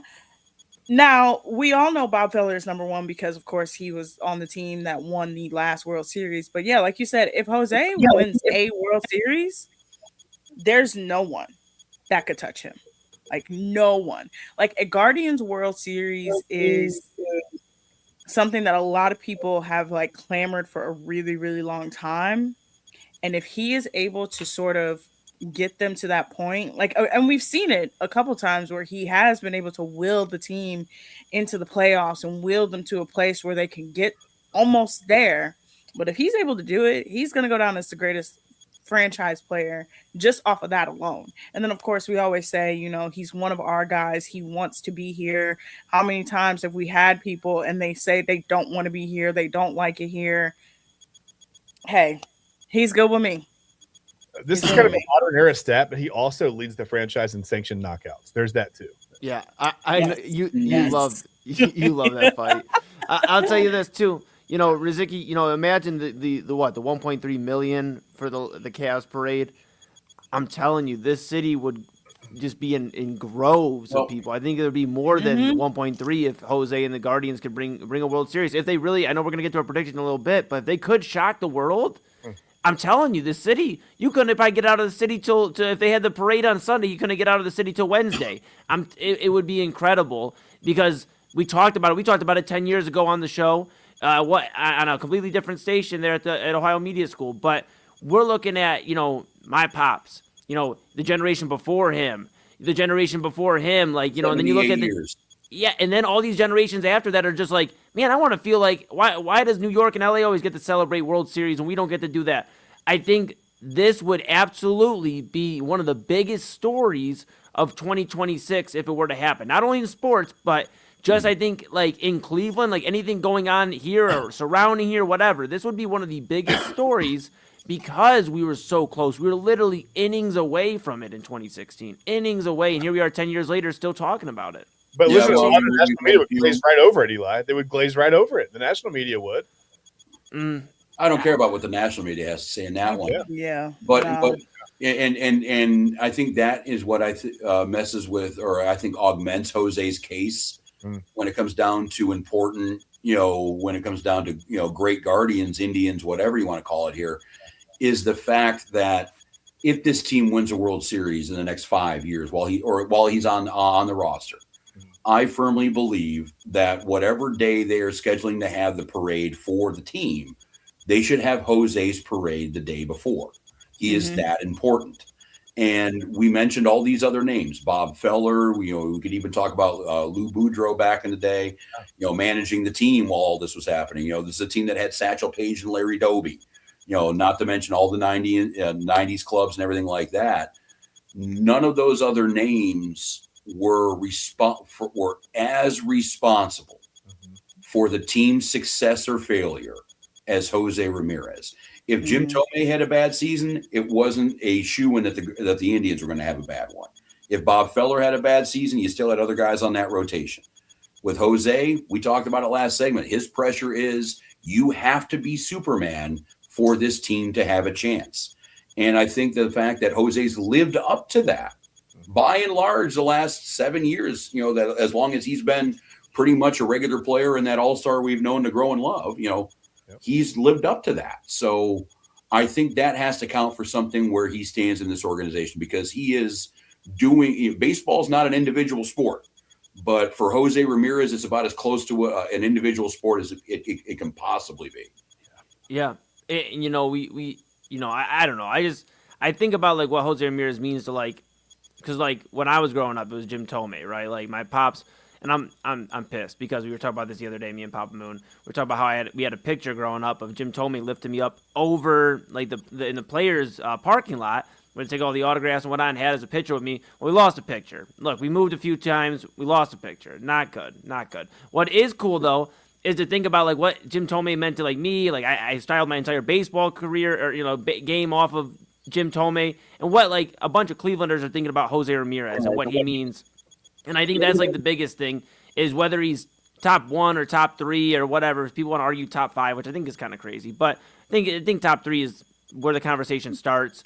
I think just his impact, I think, is something that we'll never argue. I mean, we can argue about whether, you know, he was a better Guardians player on X's and O's, but I don't think anybody's loved Cleveland more in Guardians history than Jose Ramirez, from somebody that, like you said, is not from Cleveland. This isn't like the LeBron, you know, he's from Akron, comes up to Cleveland. He's, you know, he's not too far from where he grew up from. You know, I mean, this is a guy that completely adopted Cleveland as like one of his hometowns. And I think that is one of the coolest sports stories. And yeah, Chad, to your point, the national media isn't going to care. But to Rob's point, we shouldn't care what the national media is going to say because nobody was really loving the Cavaliers until LeBron came back in town. And even then, we were second fiddle when Steph Curry and the Warriors in a big market in California became popular again.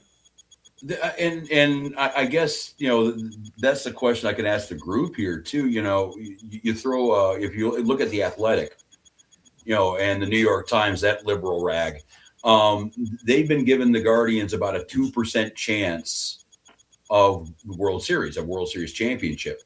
The A's have a better chance. The Rays have a better chance. The Twins have a better chance.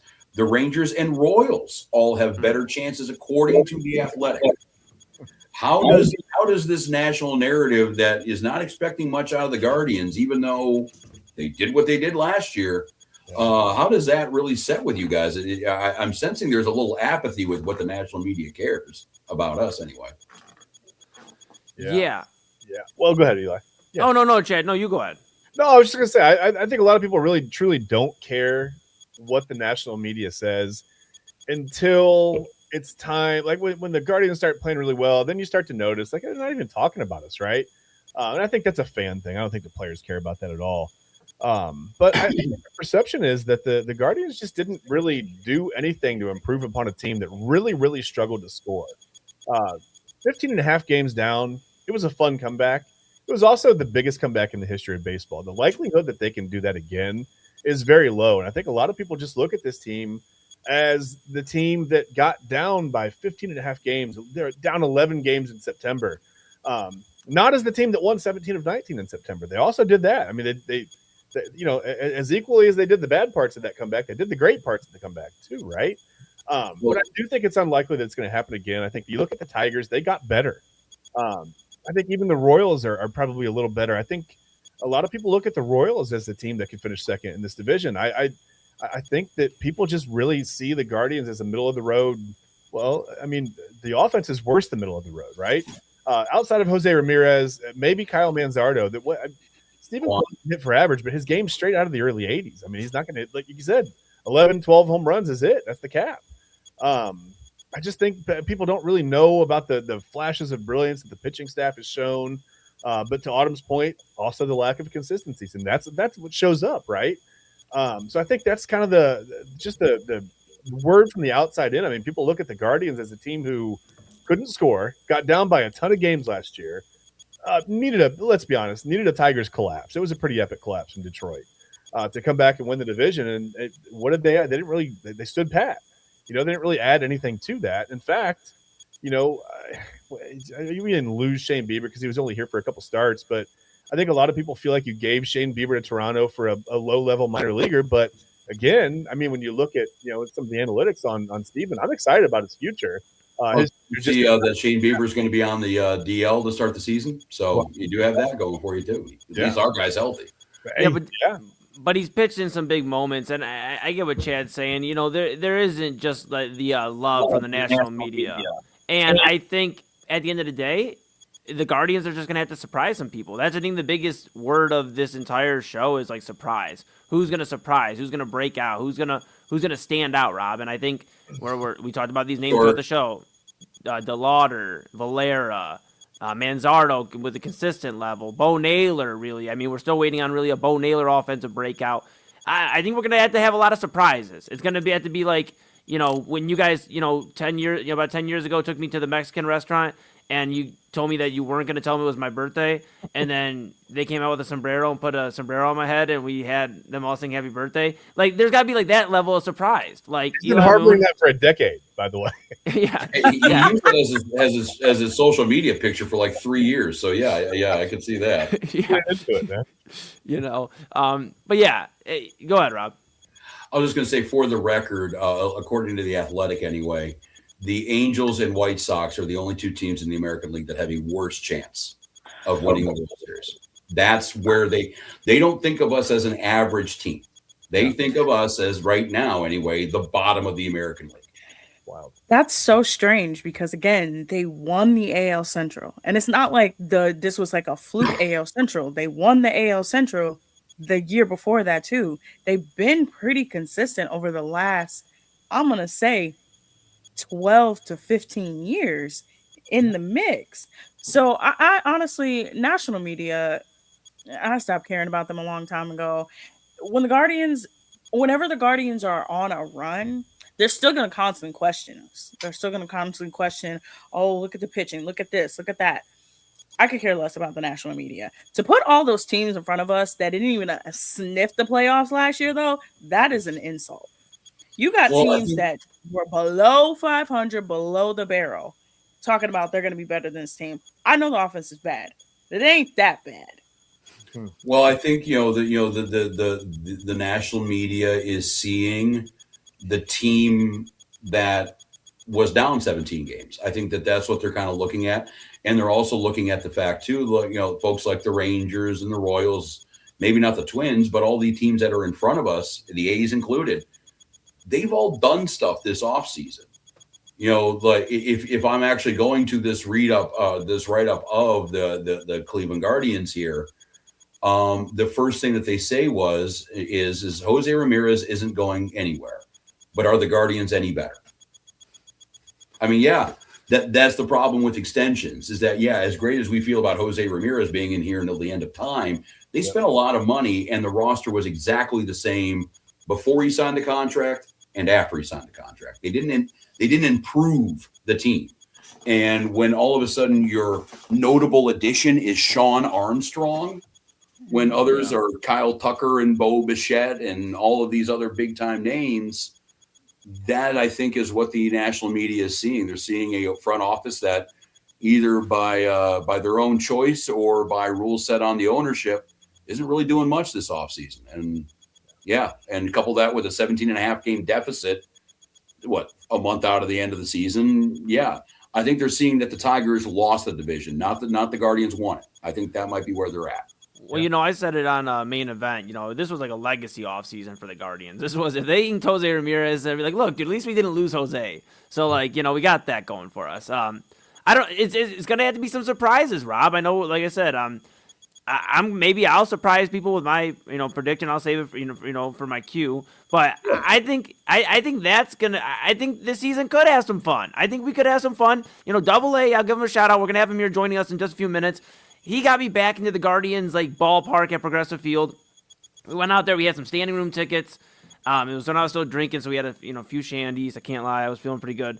But I started vibing out and going to more games after that. Now I don't drink, so now I have to have a nice I don't know. I'll have to find an alternative, like a Dr. Pepper or something. I don't know. Maybe that's not good on 90-degree days. But long story short, I think the energy at Progressive Field is going to be infectious this summer.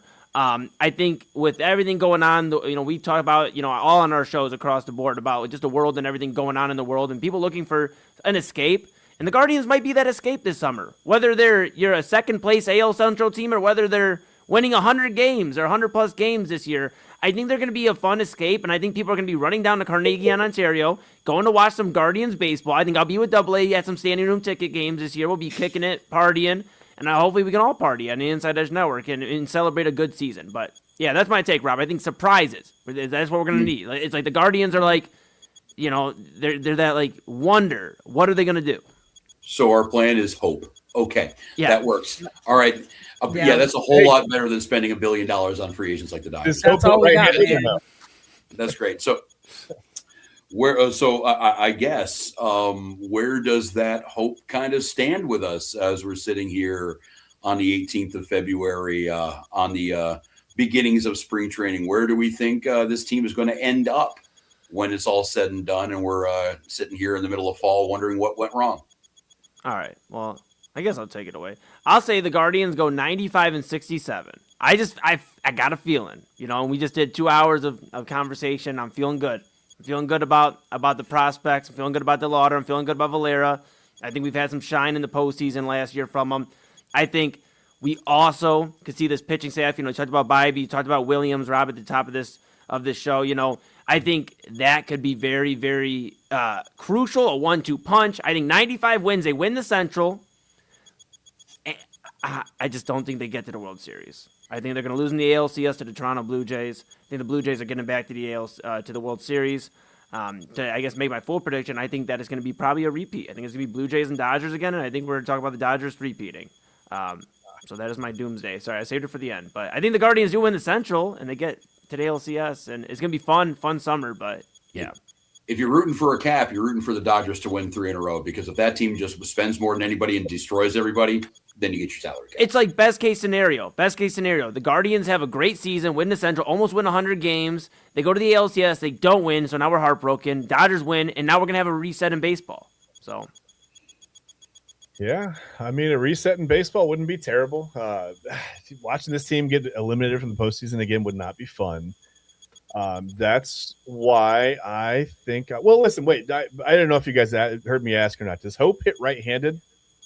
Is that a right-handed? He's a lefty. He's Not a lefty. the last 10 years. Okay, fair enough. Then my prediction stands. Listen, I think they regress a little bit this year. And I know. The pitching staff looks good. They've shown flashes, but we really are counting on Kyle Manzardo to hit above 230. We're counting on Bo Naylor to just get to the Mendoza line, buddy. Listen, maybe Bo Naylor doesn't like to hit when it's cold. Who does, right? I get it. I understand. He warms up at the end of the season, like the weather. That's fine. The Guardians always seem to do that. They always seem to get off to a little bit of a slow start and then warm up when the weather does. That's not going to be enough to get it this year. I don't think they're quite as listen, I love Jose Ramirez, but extending him didn't do anything to help now, right? Like you said, Rob, it's great. It feels good. It's a feel-good story. Eli, you mentioned it. We didn't lose Jose Ramirez. That's great. But we also didn't gain any notable anything. There's nothing. 1 RBI, 1 home run, nothing. Nothing. So you're counting on guys to chase DeLauder to do things he hasn't done. Kyle Manzardo to take a step forward, maybe. Who knows? You're counting on Travis Bazzana to maybe get here by the end of the season and be serviceable and hit, I don't know, 240, 250 with 10, 12 home runs down the stretch, because he's not going to be here for a whole year. I just don't – you're counting on too many things that are just unknowns right now. So I think 84 and 78, unfortunately, I do think they finished second in the Central. I think they just nudge out Kansas City, who I think is right there in that 80 to 83 win range. So they do at least finish second in the division. But, yeah, I don't think they make the playoffs this year, you guys. Damn. I know. Damn. I know. Well, no, I'm I'm gonna be kind of the same. I'm gonna be a little bit more positive. Okay. I think they're gonna win at least 85 to 90 games. I think they have it in them. We've seen them do it. I think they can do it. They're a young team, but they're not inexperienced. They can build off of it. I do think they win the Central. Again, they've done it the last 2 years. I think they can do it again.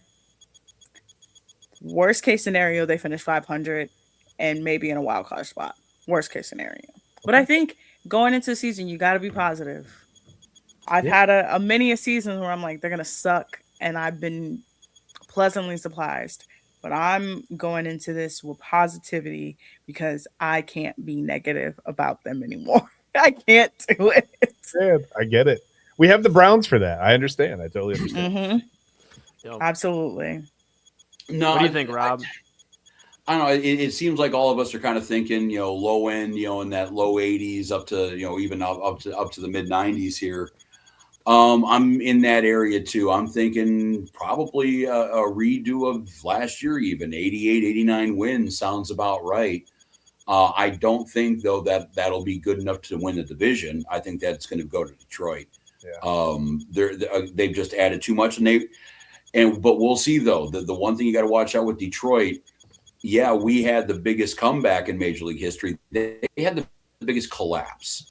And does that stick with a team? Does that get in your head? So that's something that we do have to worry about with that one. But I still think it's going to be Detroit's division. Unlike you, Chad, I do have the faith, though. I think that is going to be good enough for a wild card spot.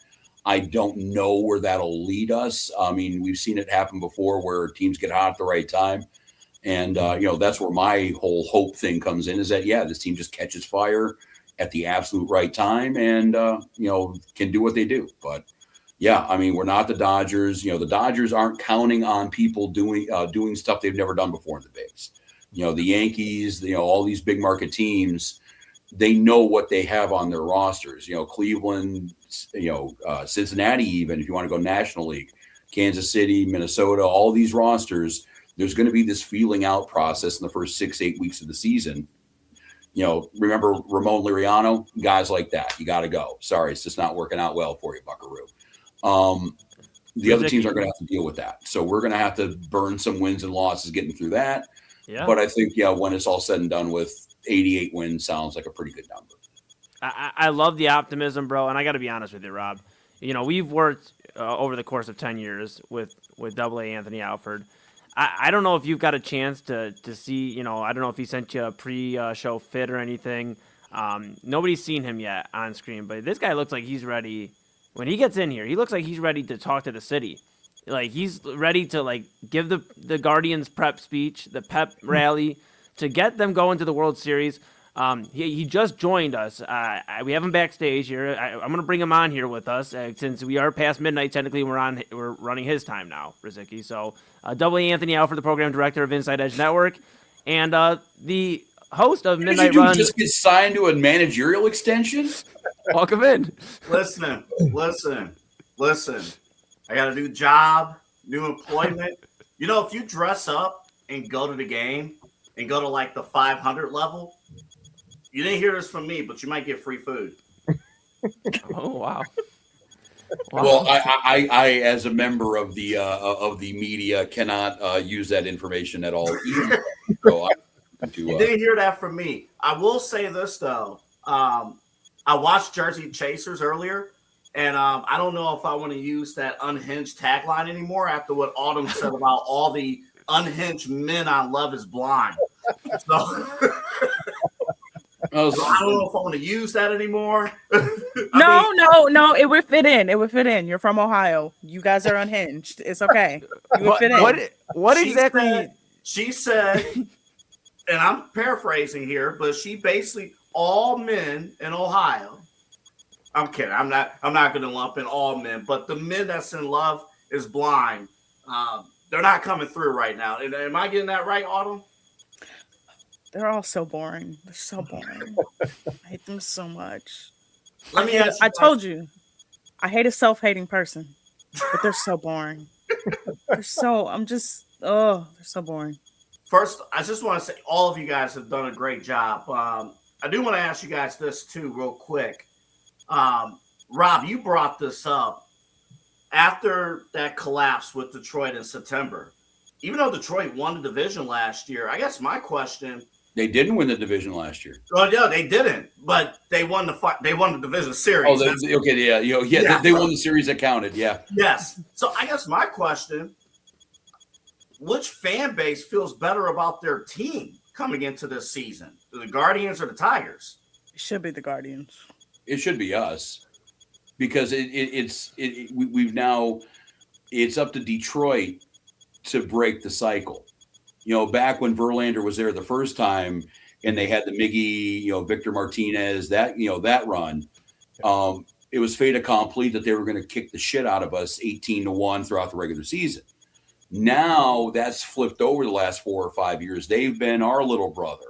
So Detroit is the one. It's up to Detroit to break the cycle. So I would think that Cleveland, if we have the same season we did last year, we win the division. If Detroit has the same season they did last year, they lose the division in epic fashion. So, yeah, I would think that at least we're probably a little bit more comfortable with this script than Detroit is. We've seen the story unfold before for our favor. I don't know if Detroit as constructed has seen that yet. I think it might be Detroit, though, just because they got Skubal back. They got Verlander. I know. I guess I get it. The Guardians have had success against Verlander, but the rest of the Central necessarily hasn't. Yeah, that's what I'm saying. Skubal plus Verlander getting him. Plus they retained all their bats for the most part. I mean, so look at that lineup. You got Torkelson. You got Green. There's just so many bats in that offense that you're just like, how do you stop that if you're the Guardians? I do think they do. I think they do. Like I said, I predicted them to win 95 games, and I can't go back on that now. We're locked into October, but I think it's gonna be a battle. I do think the Tigers do win 89, 91 games, something like that. But I think right now, going into the season, the Tigers feel better about it. They retained their best arm. They brought back a familiar face. They have all their bats on offense. Don't forget Framber Valdez too. I mean, they've got some punch. It's another big pitcher in their own right too. Yeah, right. So I mean, you just think about that, plus, the Guardians were, I've been selling hope for the last 2 hours, Double A. What you been doing? Prepping and trying to muster a little bit of hope. We got some sound we're going to play from Mr. Turnoff that might bring the hope down a little bit. I wish I didn't want to come in with bad news, but we want to stick around for that sound here in a few minutes. I love Cherney. That front office does great with their resources. Yeah. But that being said, if we were about ready to go into battle, or if we were about ready to get, like a life and death fight, I do not want him giving the Bill Pullman Independence Day speech. I don't want him, doing the Hoosiers and Gene Hackman. I don't need that. He is not the guy to pull that one off. Let's just pick the players. We'll let somebody else, get everybody else going here.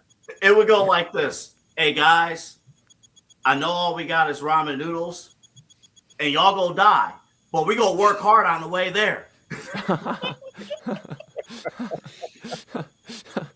But we're training the shrimp flavor. We just got chicken and beef right now. Don't worry.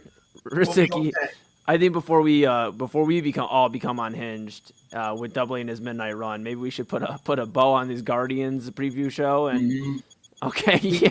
And real quick too, and Double A, I think with the tie you need to get the desk and the sidekick and maybe Questlove and the Roots and get the full late night thing going. I think that might not be a bad idea. I need a leather chair at Double A that's taller than it's like a big leather chair. You know what I mean? There's a late night host that might have some supplies available soon, so I might dive into that. And he might. Hey, actually, if we're looking for personalities, he's going to be looking for work too. Yeah. All right. Ain't that a shame? Show some balls, CBS. Sorry. Go ahead, Rob. Okay. Actually, I wish CBS would censor us because every time they censor anybody on their roster, their viewership kind of quadruples overnight. So, yeah, I'm all for any sort of CBS censorship. Barry Weiss, get your ass over here. Tell us what to do here. But, since we're really going off the rails right now and we're talking about that kind of stuff, I think we will put a bow on this Guardians 2026 preview special. Obviously, keep along with the Inside Edge Network through the vast array of shows we do have. We'll be talking Guardians all spring, summer, and fall. Good, bad, and ugly. We'll be with you the entire way here on the Inside Edge Podcasting Network. Up next, we have Midnight Run with Anthony Alford. Sounds like a Burt Reynolds movie from back in the day. All right, yes, we got Midnight Run with Double A Anthony Alford. Special thanks to Eli Moon, to Chad Bryant, to Autumn Chisholm, and the entire crew here for the 26 preview special. Double A, we will throw it over to you. I hope you have a wonderful show. And for everybody here, we'll see you shortly. Thank you very much. Yeah. And here we go. Welcome to Midnight Run here on the Inside Edge Network. I think Eli will be the only one sticking around because he volunteered to produce this show. So he'll be the one sticking around. Yeah. So we flip over. I think we can flip to my page. We'll kind of see what's going on there.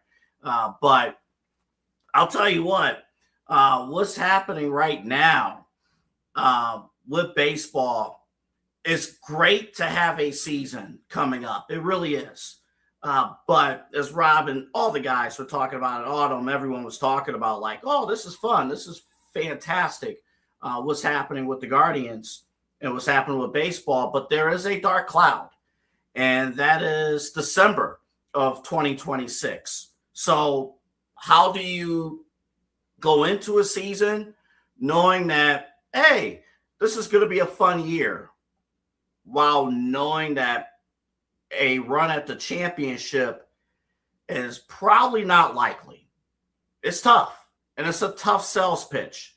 And it's really a tough sales pitch when you hear this sound. I don't know, Eli, if you have it ready to go. When you hear this sales pitch from Guardians general manager Mike Chernoff about basically what they can't do. It's no hope in terms of what they're able to do. It's more of what can't they do. This is courtesy of Foul Territory TV. I mean, look, we are a young team. We're one of the youngest teams in baseball. We have been for years. We have to do things differently. We're a small market, and in today's economic environment in baseball, we can't go out and sign top-tier free agents. It's just impossible with the economic landscape. So we have to do it through scouting and development. And a huge part of that, as you guys all know from your playing careers, is your off season. You have to find a way to raise the floor in your off season, right? How do you keep building? How do you, whether it's the physical profile, the bat speed, the velocity, the command, whatever it is, how do you build those things in the off season and really push the envelope on what you can do? So we try to provide as many programs as we can for our guys. And thankfully we have a culture where guys buy into that and they love being out here together. That's awesome. That's fantastic. I mean, but, and I guess our guys talked about it before. It's like, all right, we understand the reality. Sign somebody, anybody. You know, it's amazing last year when I went to games, and I'm not here to be a Debbie Downer. I am not. I went to the game where the Guardians clinched the AL Central. It was a Saturday night. It was every promotion you could think of: Dollar Dog Night, fireworks night, anything else you could, half price. Everything was on discount. Everything. I took the Rapid actually to go downtown. It was phenomenal, and they won the division. Completed that comeback against the Tigers. It was fantastic. But we just talked about it a few minutes ago. When you hear those things like, oh, we can't sign top-tier free agents, that doesn't get fans excited about a championship. I mean, we know people. We know fans, like grumpy fans. And they're grumpy, and they have a right to be grumpy. To not have a World Series championship since 1948. You have those fans who are like, oh, you're buying into this again. You're buying into this.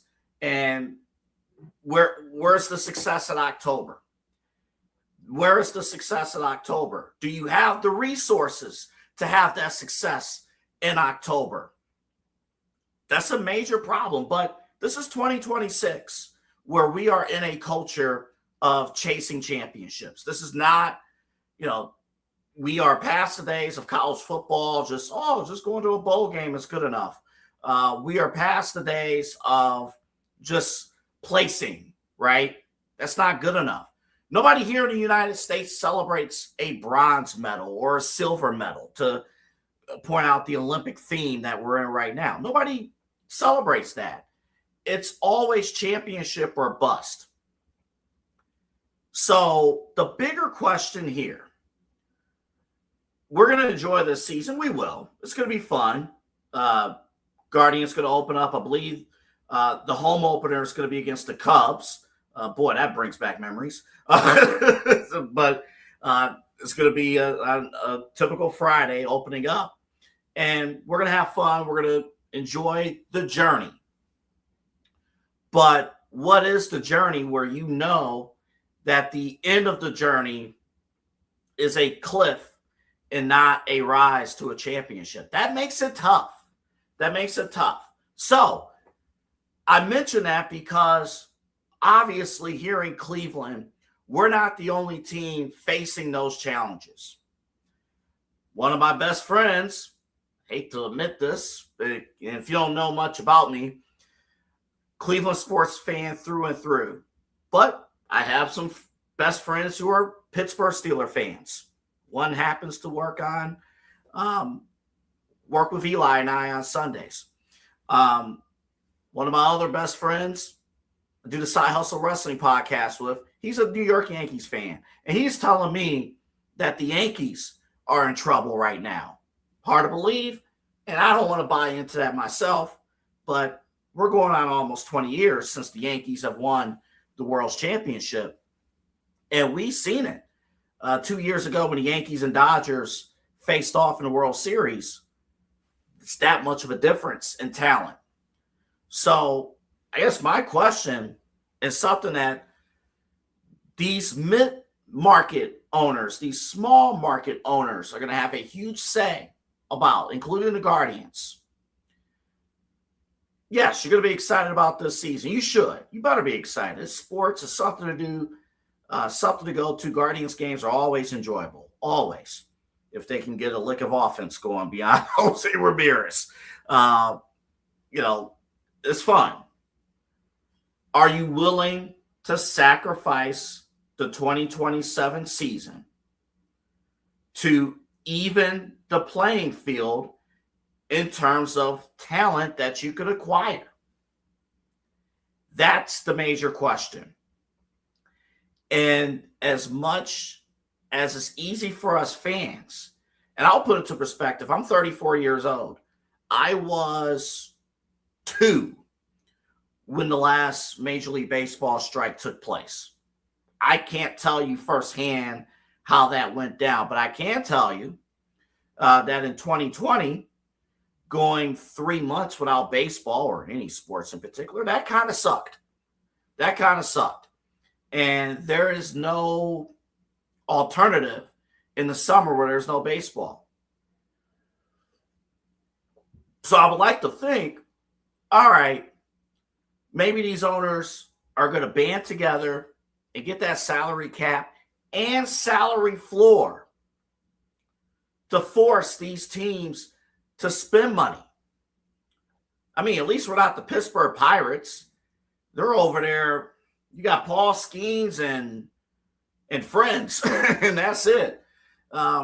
Any one of us on the Inside Edge network could be batting in that lineup with the Pittsburgh Pirates the way that they pay. So at least it's not that situation. But can you convince the Pirates, the Guardians, the Tampa Bay Rays, some of these other small market teams that we could sacrifice some time to even the playing field? Or do we choose profit? Do we have to get those spring and summer dates in 2027 and go with the status quo? Do you go, does the Yankees even step up and say, hey, we need some help? Do they step up and do that? I don't know. I think ultimately, I think the worst of the worst, my fear is that we're going to miss significant baseball time with this lockout and nothing's going to get done. That's my fear. And that's the part I worry about. So there is a way to approach this. Why should we be excited about the Guardians this season? It's like, I'll put it to you this way. You know a divorce is coming, a breakup is coming, but you got a few months to kind of simmer. So, hey, let's just make it to that graduation. Let's wait until the kids are out of the house. Kids are going to graduate this year, and then we'll handle business. That's the feel of this Guardian season. So, again, the guys did a great job covering that. Again, we're going to do more with this Guardians team. I'm excited to go to the games. There's nothing better, in my opinion, than taking a rapid. I mean, do you see – I don't know what's going on in your town for those of you watching outside of Cleveland and Northeast Ohio. Do you see the parking prices here in Cleveland? Would you in any way, shape, or form drive to downtown Cleveland? Take the bus, take the rapid, public transportation. It's $5. It's an all-day pass to and from. And you could drink as much as you want, even though I have been cutting down on alcohol myself. So I know Eli brought up like, hey, we got standing room. We do got standing room games that we're going to go to and see, but it probably won't involve alcohol. It won't involve overpriced alcohol. But, dude, $5, go on down, get the all-day pass. Enjoy it. Enjoy it. And look, all the pressure is on the Detroit Tigers. All the pressure is on the Detroit Tigers. We'll see how they handle it. again, opening day, or the Guardians will start on the West Coast. They'll start at Seattle Thursday. I believe it's Thursday, March 26th. They'll start at Seattle. And then the following Friday, they'll open up here against the Chicago Cubs. All right, we are off and running here on Midnight Run. When we come back for the transition, I think we're going to hit all three teams today, and we got some college stuff we're going to hit on before 1 o'clock here. Cavaliers' second half expectations. That schedule looks very, very favorable. Can the Cavaliers, can Donovan Mitchell and James Harden, and by the way, don't look down the injury report. You might get Evan Mobley tomorrow night. You might get him tomorrow night. We'll talk about the Cavs, but the bigger question, would you pick a championship or the LeBron James retirement tour? You can't have both. Which one are you choosing? We'll talk about that on the other side. Also, later on, the Browns have to replace their entire offensive line going into next season. That hasn't happened. I'll give you a fact right now. That hasn't happened unofficially since 1970. Unreal. Hasn't happened. And then also Ohio State, Michigan, and Penn State, the College Game Day podcast. Someone mentioned on that podcast, maybe they should split off and go do their own thing. Would that crumble the Big Ten? Is that something that they would do and look into? We are off and running. This is Midnight Run. You see the QR code over there in the corner. That's how you can follow us on our YouTube channel, Inside Edge Network at Inside Edge Net. We got all that stuff coming up for you. We're off and running. Eli's my producer tonight. I'm Double A Anthony Alford here with you until 1. This is the debut edition of Midnight Run on the Inside Edge Network. Back after this.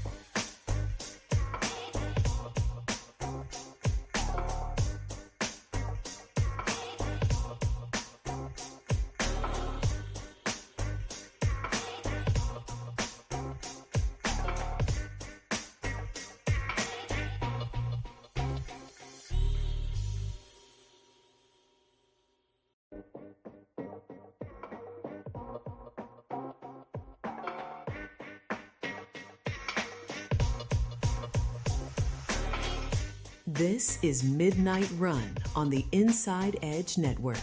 Here's your host, Anthony Alford.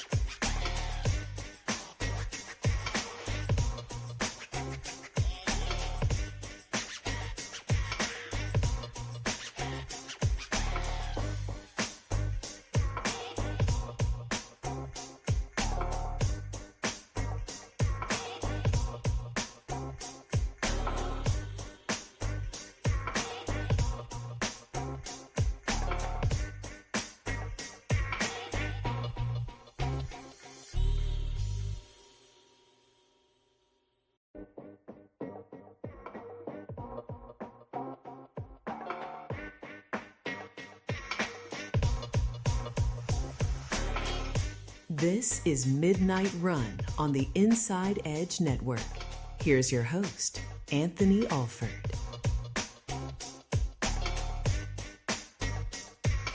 And we are back on the Inside Edge Network. That is me.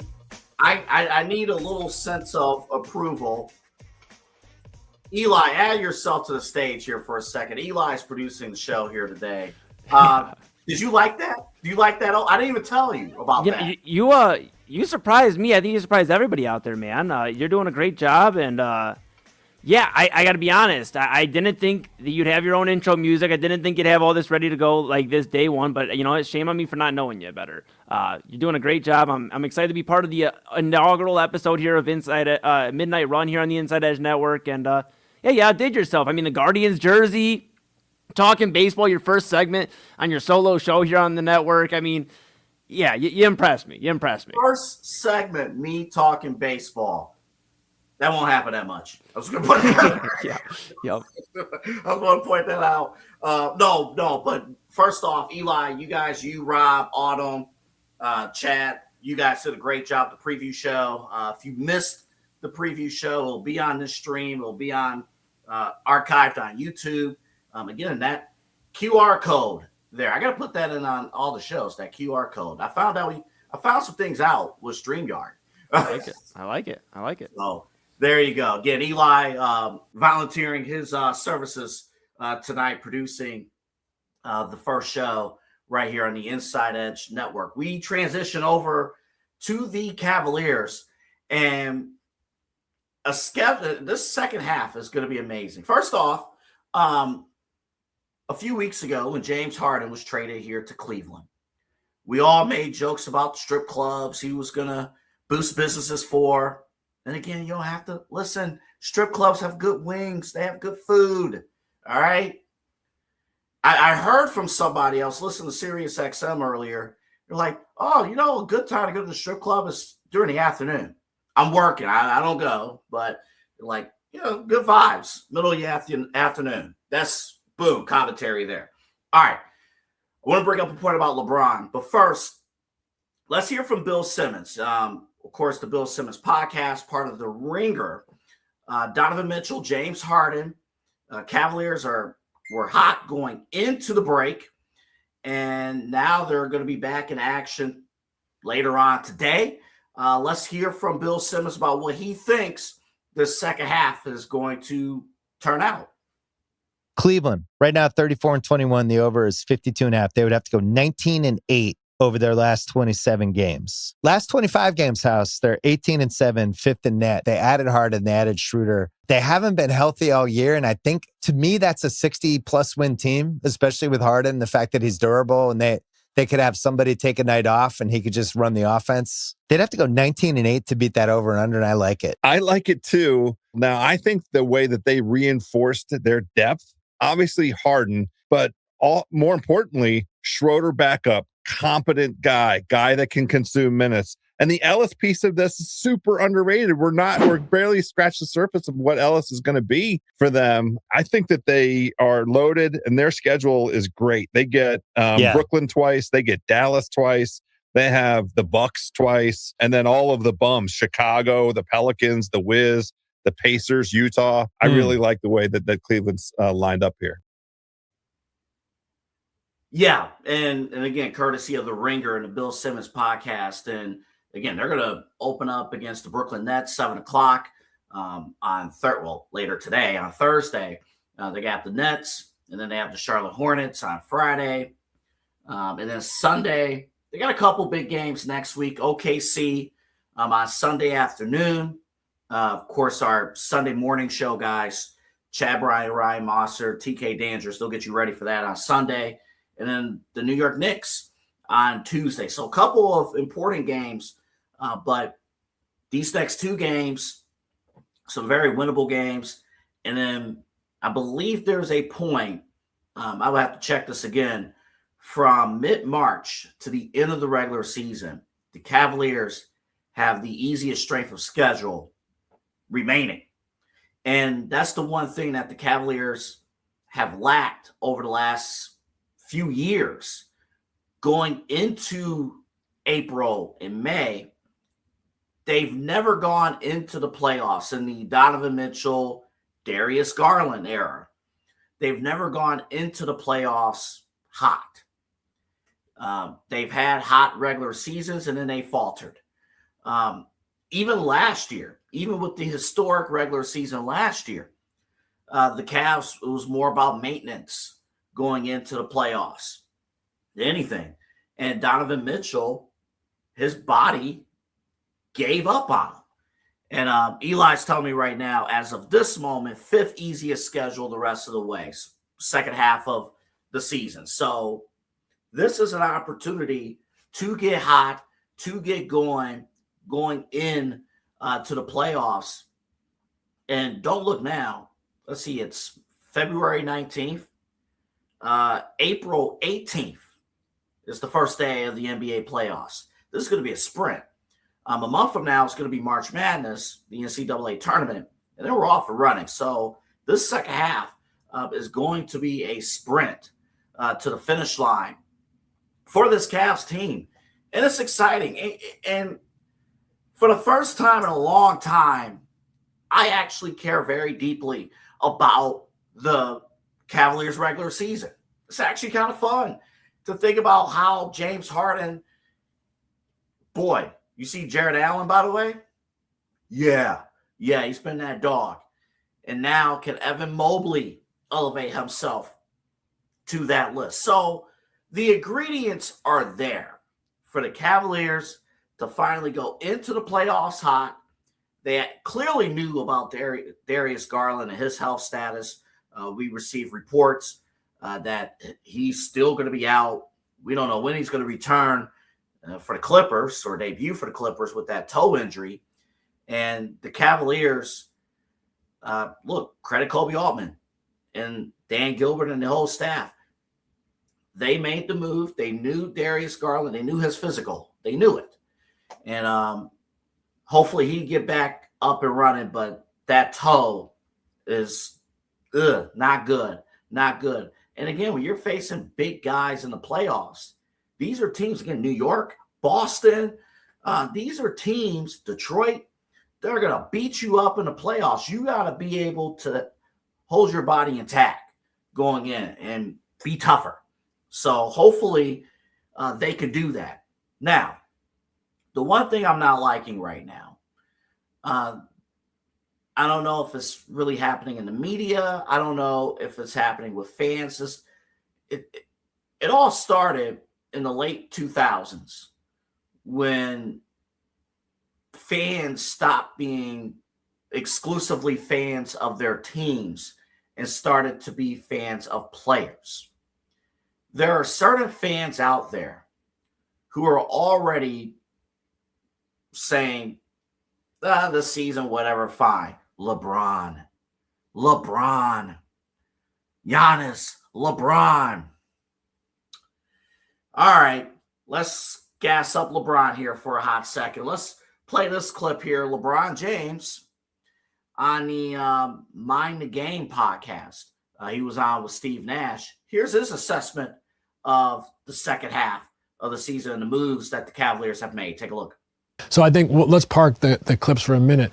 But for the Cavs, I think this is potentially a difference maker. Yeah, and they're going for it. Yeah. They're going for it. They felt like they needed, another playmaker, someone that's been there, kind of been in this situation before, and they added James, like you said, perennial all-star, who's still putting up all-star numbers, gives, Donovan Mitchell another ball handler guy who can make shots at the late in the game, but also those pickups that they got from from Sack as well. Yes.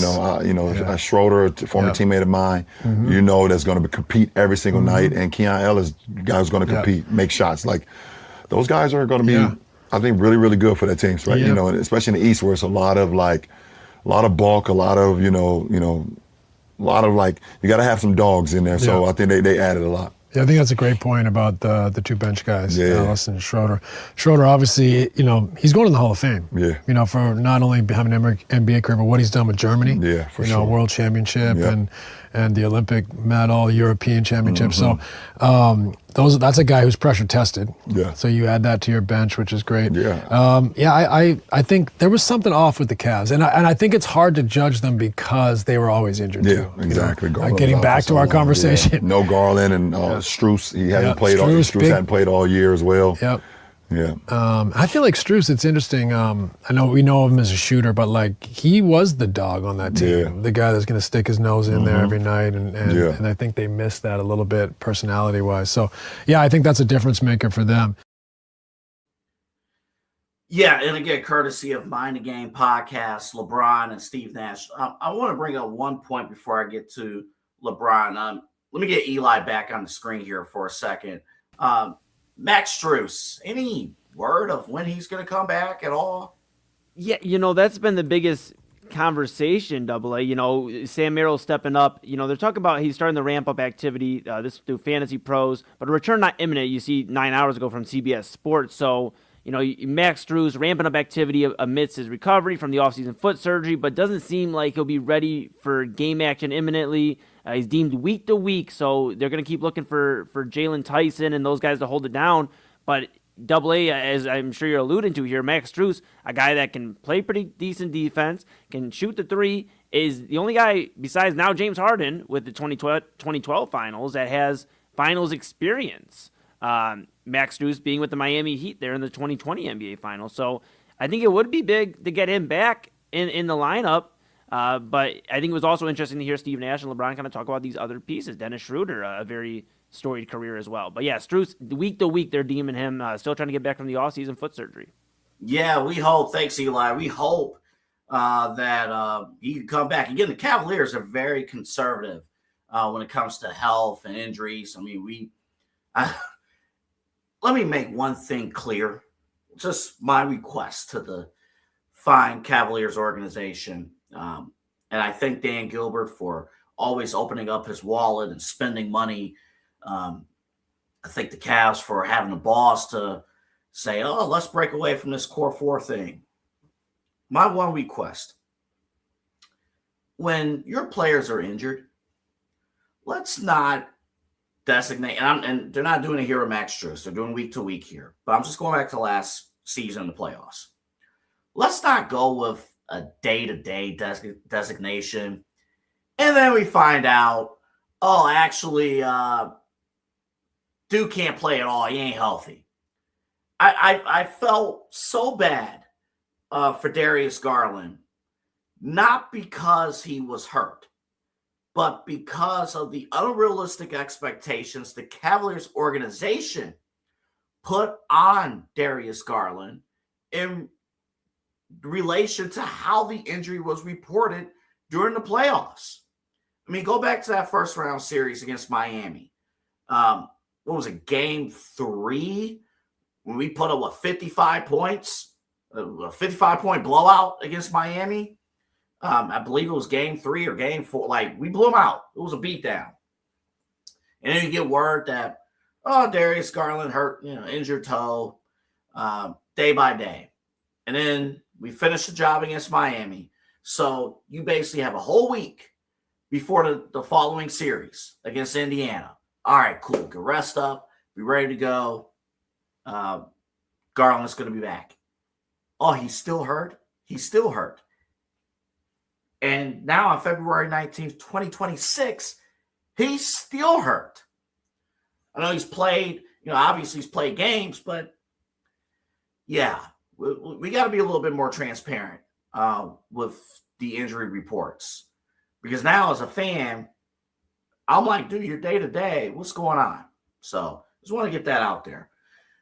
We heard reports, I believe Brian Windhurst, he was on talk radio earlier today, mentioning that LeBron might be offered the vet minimum to come here to Cleveland for the retirement tour. But I want to, and this is, if you're just, watching me for the first time or you see me around the block, that I like to forecast ahead. I like to just, okay, where are we going to be at come May, come June, come next year? What are we thinking, right? Let me run this by you. Let's say Donovan Mitchell, James Harden, Say you have a healthy Max Strus, Evan Mobley elevates himself, Jared Allen goes to work. Basically, what I'm saying is you get best case scenario for the Cavaliers. They finally get over that second round hump. And then, I don't know, the conference finals, you face Detroit, you beat them, you're in the NBA finals. Perhaps against OKC, who we're facing on Sunday, or it could be Denver, it could be San Antonio in the NBA finals. And either the Cavaliers win it all or we come close.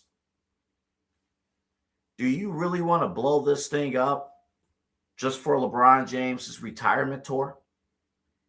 Even at a vet minimum? Do you really want to blow this thing up? Now, me personally, and this is where the conflict is lie. I think LeBron would be cool. It would be a cool story for him to come back and to use wrestling terms, finish the story. There ain't no way you would want that here. If either we're this close to winning the championship or we've already won the whole effing thing. I just don't see a path at all where you would, I hate to use the term, blow things up just for LeBron. And here's the other spectrum of this. Because ideally, best case scenario, you want LeBron to come to you if you're the Cavaliers organization asking to come back. You don't want it the other way around. You want LeBron to come to you to say, hey, let's come back. Let's make some magic.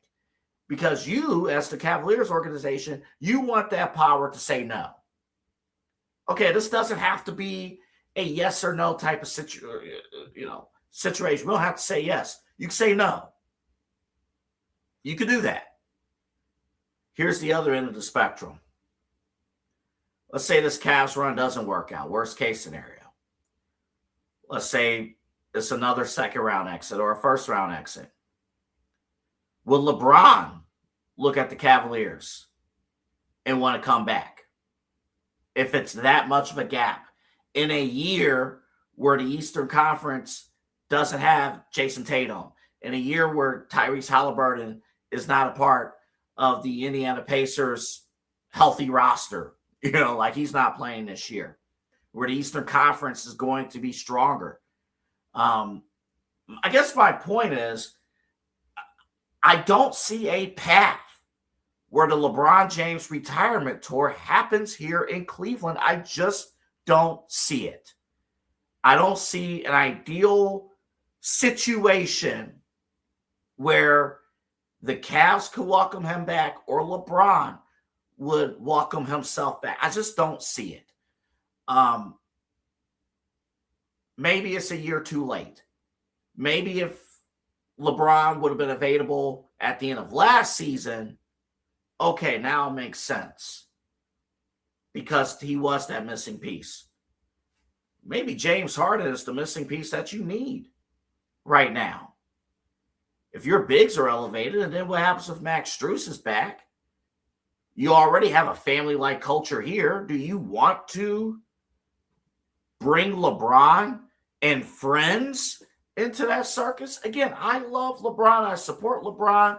LeBron is one of my all-time favorite players. The dude left twice. To think that he's able to just dictate and stop things. I mean, we played the clip a few minutes ago. Oh, what that reminded me of a little bit? And I know we got to go to break real quick. What that reminded me of? Urban Meyer in 2011. He had just finished up at Florida. He took a year off to do broadcasting for ESPN, and he was in the booth in 2011. And one of his first games was an Ohio State football game. And he mentioned he slipped up the word we when he was talking about, I believe it was Braxton Miller.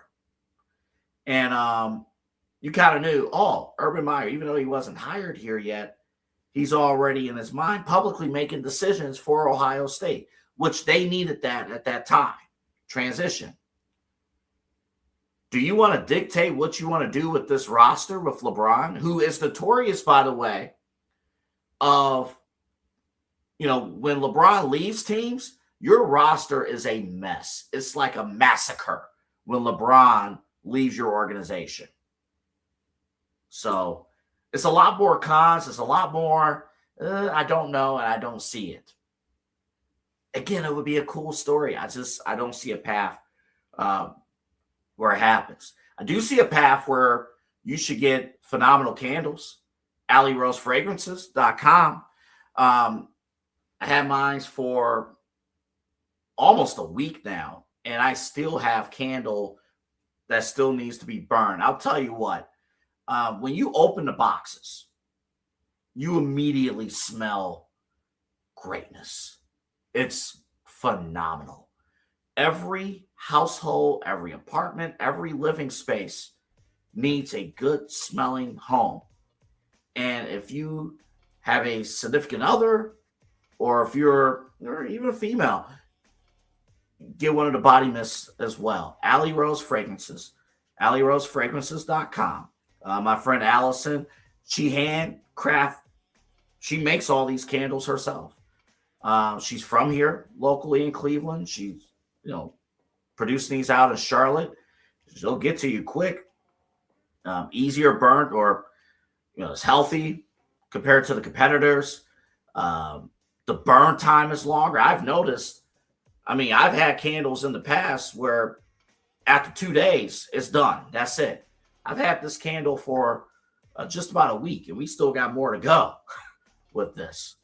AlleyRoseFragrances.com. And when you go, you see it right there. Type in the promo code InsideEdge20. You get 20% off of any order that you put in.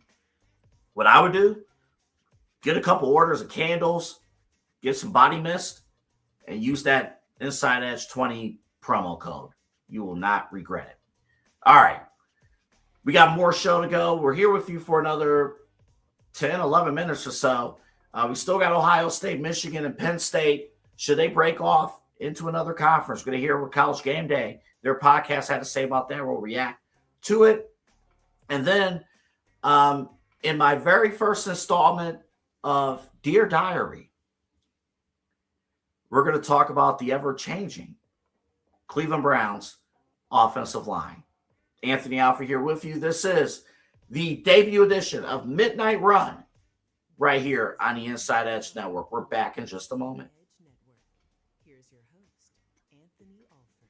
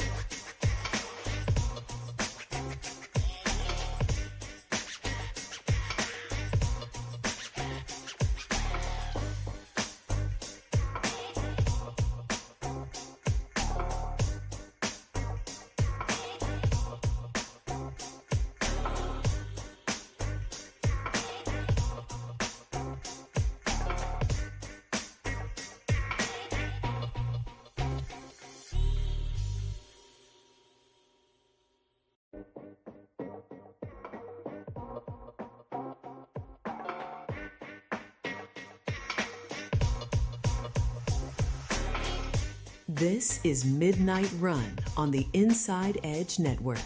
Here's your host, Anthony Alford.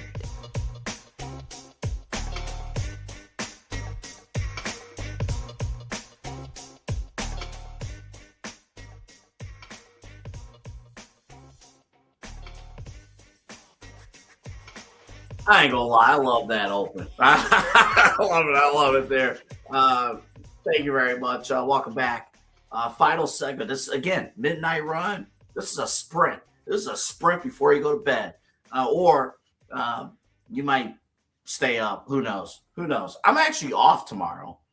I would like to celebrate the fact that I'm off tomorrow, but no. My refund money has come in from taxes. Ooh, I get to celebrate. Cool. I need new tires. I'm getting tires replaced and an oil change. So this is a time for that. Real quick plug as well. After I take care of business with that, you gotta go to BA Sweeties. Check out BA Sweeties. When you go to BA Sweeties, tell them Double A sent you. Double A sent you to BA Sweeties. Again, courtesy of the Side Hustle Wrestling Podcast, which you can hear right here on the Inside Edge Network. We got some things to talk about with WrestleMania season. We'll drop that show Friday morning, myself, Kyle Cornell. But go to BA Sweeties. And when you go to the counter, mention the word lollipop after you put in your order. And you'll get some discounts on your order. So tell them that you heard it from Double A Anthony Alford, Side Hustle Wrestling Podcast, BA Sweeties. Just wanted to give them a quick plug. All right. We're here with you until 1:10. We're here with you for that. We got Dear Diary coming up involving the Cleveland Browns. Wyatt Teller announcing that he is not returning to the Cleveland Browns. And with that being said, that means that the entire offensive line is going to have to be replaced with the Browns. That's coming up in just a few moments. I want to get to this piece of audio. This is from College Game Day podcast. And you're like, oh, what's the big deal, right? Craziness, by the way. Of course, I'm a BG alum. Bowling Green State University. We're good at football every few years, like really good, like MAC championship good. The MAC conference added a new team from Sacramento. They're going to play football. So that's going to be something. It's going to be nuts. But I heard this point again from the College Game Day podcast. You know, the SEC, in terms of star power, in terms of brands, the SEC, in my opinion, is pretty well spread out. That's why the SEC, in terms of viewership, has been successful because, you know, Alabama, Georgia, Florida, you know, Oklahoma, Texas, like there are star brands across the board in the SEC. The Big Ten is extremely top heavy in terms of star brands. Ohio State, Michigan, Penn State. Indiana's a fun story. Indiana's in that conversation. I will include Indiana, but for a long time, Ohio State, Michigan, and Penn State versus everybody else. So would you consider those three teams? I'll lump in USC as well, just because I grew up, you know, Reggie Bush, my childhood, that kind of thing. But with those three teams, should they just consider packing up and forming their own conference, doing their own thing, having their own schedule arrangements, and leaving the rest of the Big Ten to the dust? Is that a smart idea? Take a look at this audio from the College Game Day podcast. We got Ohio State, we got Penn State, and we got Michigan. And we put you three of you together and say, look, why are you floating the rest of these guys? Because if we had your football rights for your three schools and you all play each other, and maybe we bring in USC or Oregon, or maybe we get a little scheduling deal with Notre Dame. We have 5 or 6 every week. We have a big time game. And then you go out and schedule everything else as kind of an independent. You're not independent, but you're not. I've heard estimates that Ohio State Michigan game alone is worth $200 million in terms of media rights, sponsorship, all the stuff. That's $100 million for each school. That's more than they make in the entire Big Ten. The Big Ten pays them like $78 million.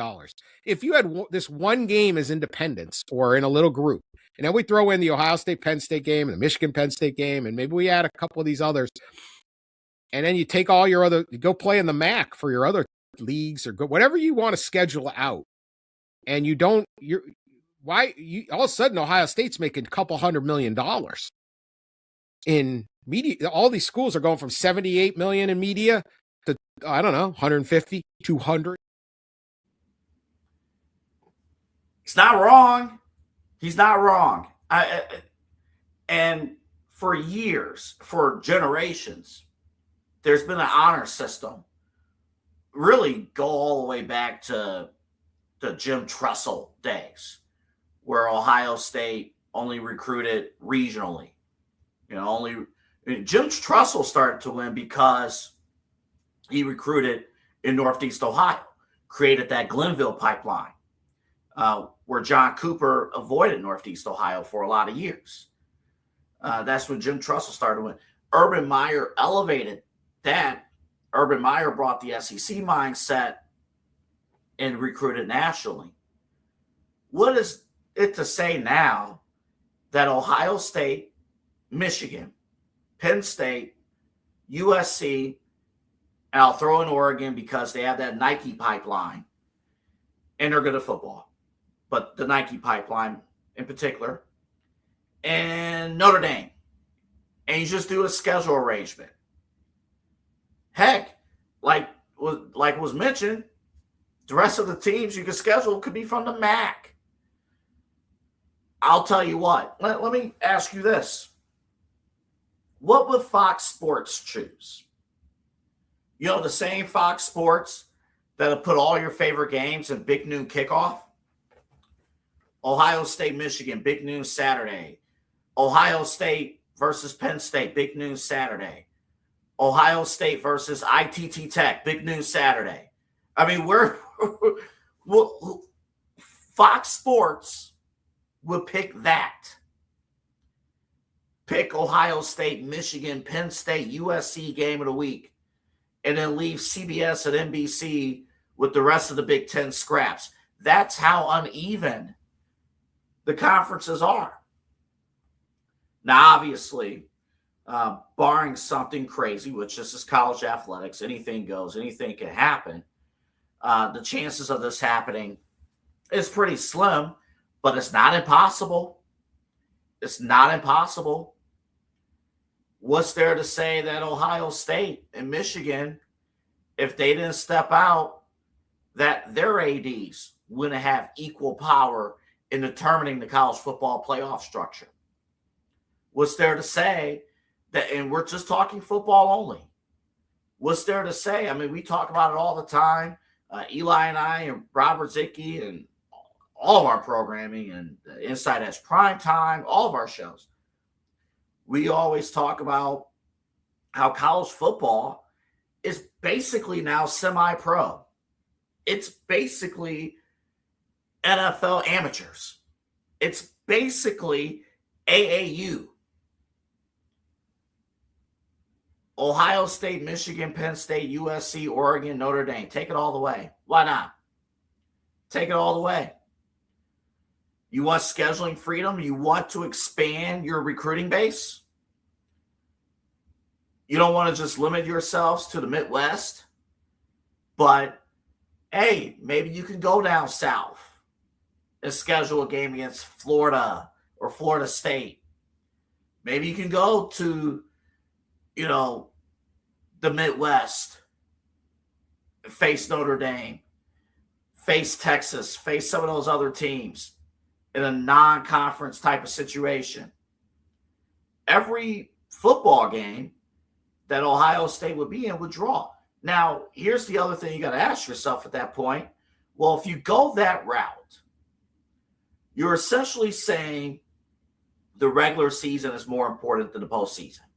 That's what you're saying. You're essentially saying our product yeah, we can have postseason stuff and we win a few games, fine. And honestly, and if you get to a 2014 playoff, and let me just say this, and we'll cover this next week on Midnight Run. They're not stopping at 24. Be ready for 32 with the college football playoff. Be ready for 32. If 12's not good enough, 16's not good enough, 24's not good enough, we're already talking about all the top 8, the bye teams have a disadvantage from not playing. If we're already at that point, just go to all 32. And if we're eliminating conference championships, then what's the point of being in a conference? Why not just buy your way into a championship or buy your way into a playoff? But this would make Ohio State, Michigan, and those other schools that we talked about, they would essentially technically be independent. If it's only 5 or 6 schools, they wouldn't qualify to be a bowl eligible conference or a playoff conference. So they will all operate as independents, basically, but have a scheduling arrangement. On a much, much, much, much, much smaller scale, that's happening here locally with high school football. The Lake Erie League here at high school sports.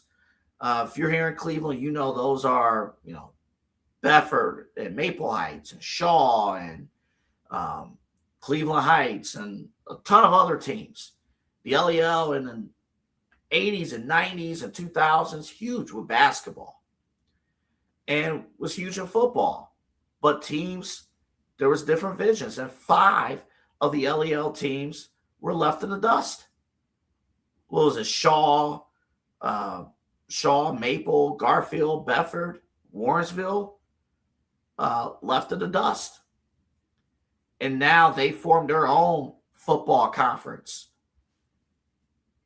But it's a smaller conference. And by the way, the new conference, which I believe starts either this fall or fall of 2027, the 16 is Youngstown High School. Yeah, Youngstown High School. Be kind of the same deal here. Ohio State, Michigan, Penn State, USC, Notre Dame, Oregon.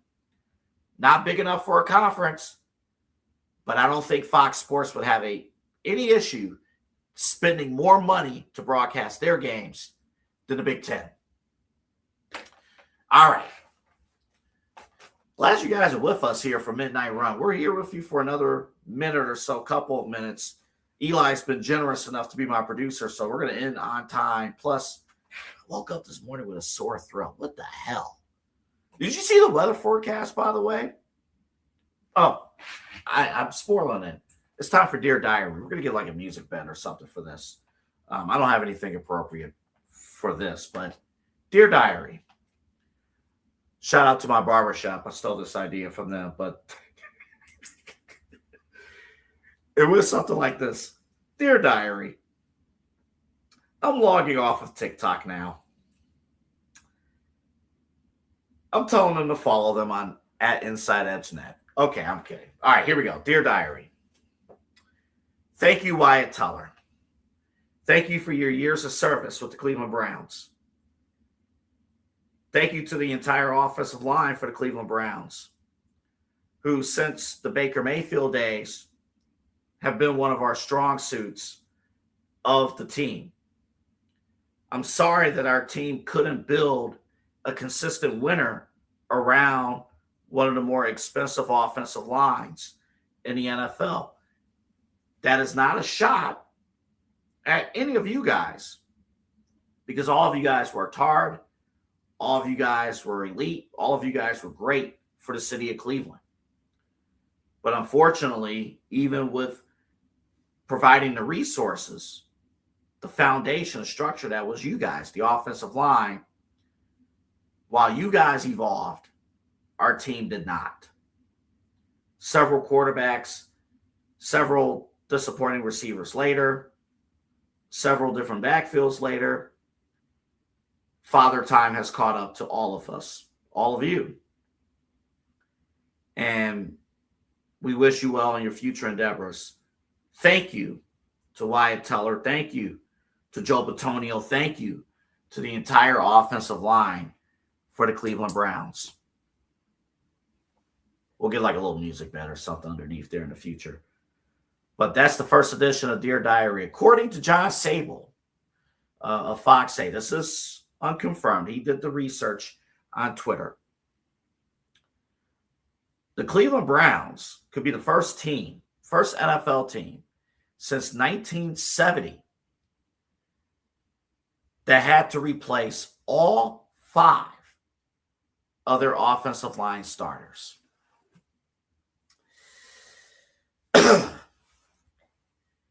Eli, let me bring you back in here to close this thing out. Yeah. A little worried about that. A little bit of concern when you hear that. Yeah, it reminds me of when they got rid of the line that had Joe Thomas, Mitchell Schwartz, those guys, pretty much gutted the entire offensive line after the Thomas injury and everything. I mean, just wasn't good. So not exciting if you're Shedeur Sanders or any of the quarterbacks stepping back there. If you're the running backs or the receivers hoping to get the ball, the Browns have a lot to do with this offensive line.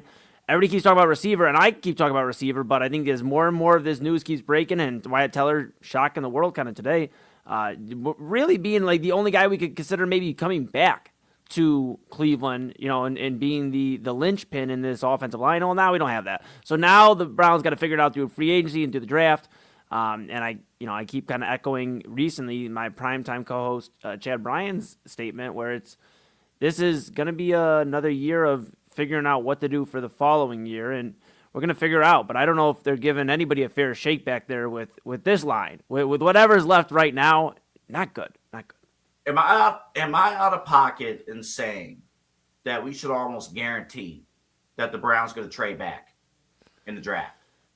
I don't think you're out of pocket for that, because I think if they have Caleb Downs or Arvell Reese fall in their lap, especially Caleb Downs, I know Arvell Reese has been talked about, but I think Caleb Downs is an undeniable prospect. Yeah, there's a lot of teams that will give up multiple firsts. The first they have and another one, and I've seen I think it was Dallas, where they're talking about maybe trading back down with Dallas potentially. I know that's just speculation here nor there, but yeah, it could be interesting. They could trade for strengthening the line, I guess, and it's never anybody's favorite draft. Nobody's ever going to call, when we get the phone lines ringing here on Inside Edge Network, but nobody's going to call up here eventually and be like, hey, I remember that draft where they had 3 offensive studs on the line. But it's those drafts that get you into a position where you can at least make a shot at a window. And for the Browns, they had a shot at a window. You brought up the names Baker. They had Miles and still have Miles on the defensive end, and Jarvis Landry and all these guys, AA, and it fell short of everything they expected and what these guys expected, and with offensive linemen. And then I'll disappear and let you say goodbye to everybody. But with offensive linemen, you have one shot at this. Really, you have one real strong stint, usually with a team. 8 to 9 years, and if that don't work, then that's it. You might get to go on another team and win. You've seen Andrew Whitworth go to the Rams, but it's very rare, very rare. Yeah, that's tough. Thanks, Eli. And that's going to be tough. It's going to be extremely tough for the Cleveland Browns. Again, this is unprecedented. Since according to John Sable, he did the research. Since 1970, replacing an entire offensive line. I cannot stress enough how dire this situation is for the Cleveland Browns, because it would be nice to go into an offseason and just say, hey, let's draft a wide receiver. Let's get our number 1 receiver, and let's be off to the races. You got to rebuild from scratch.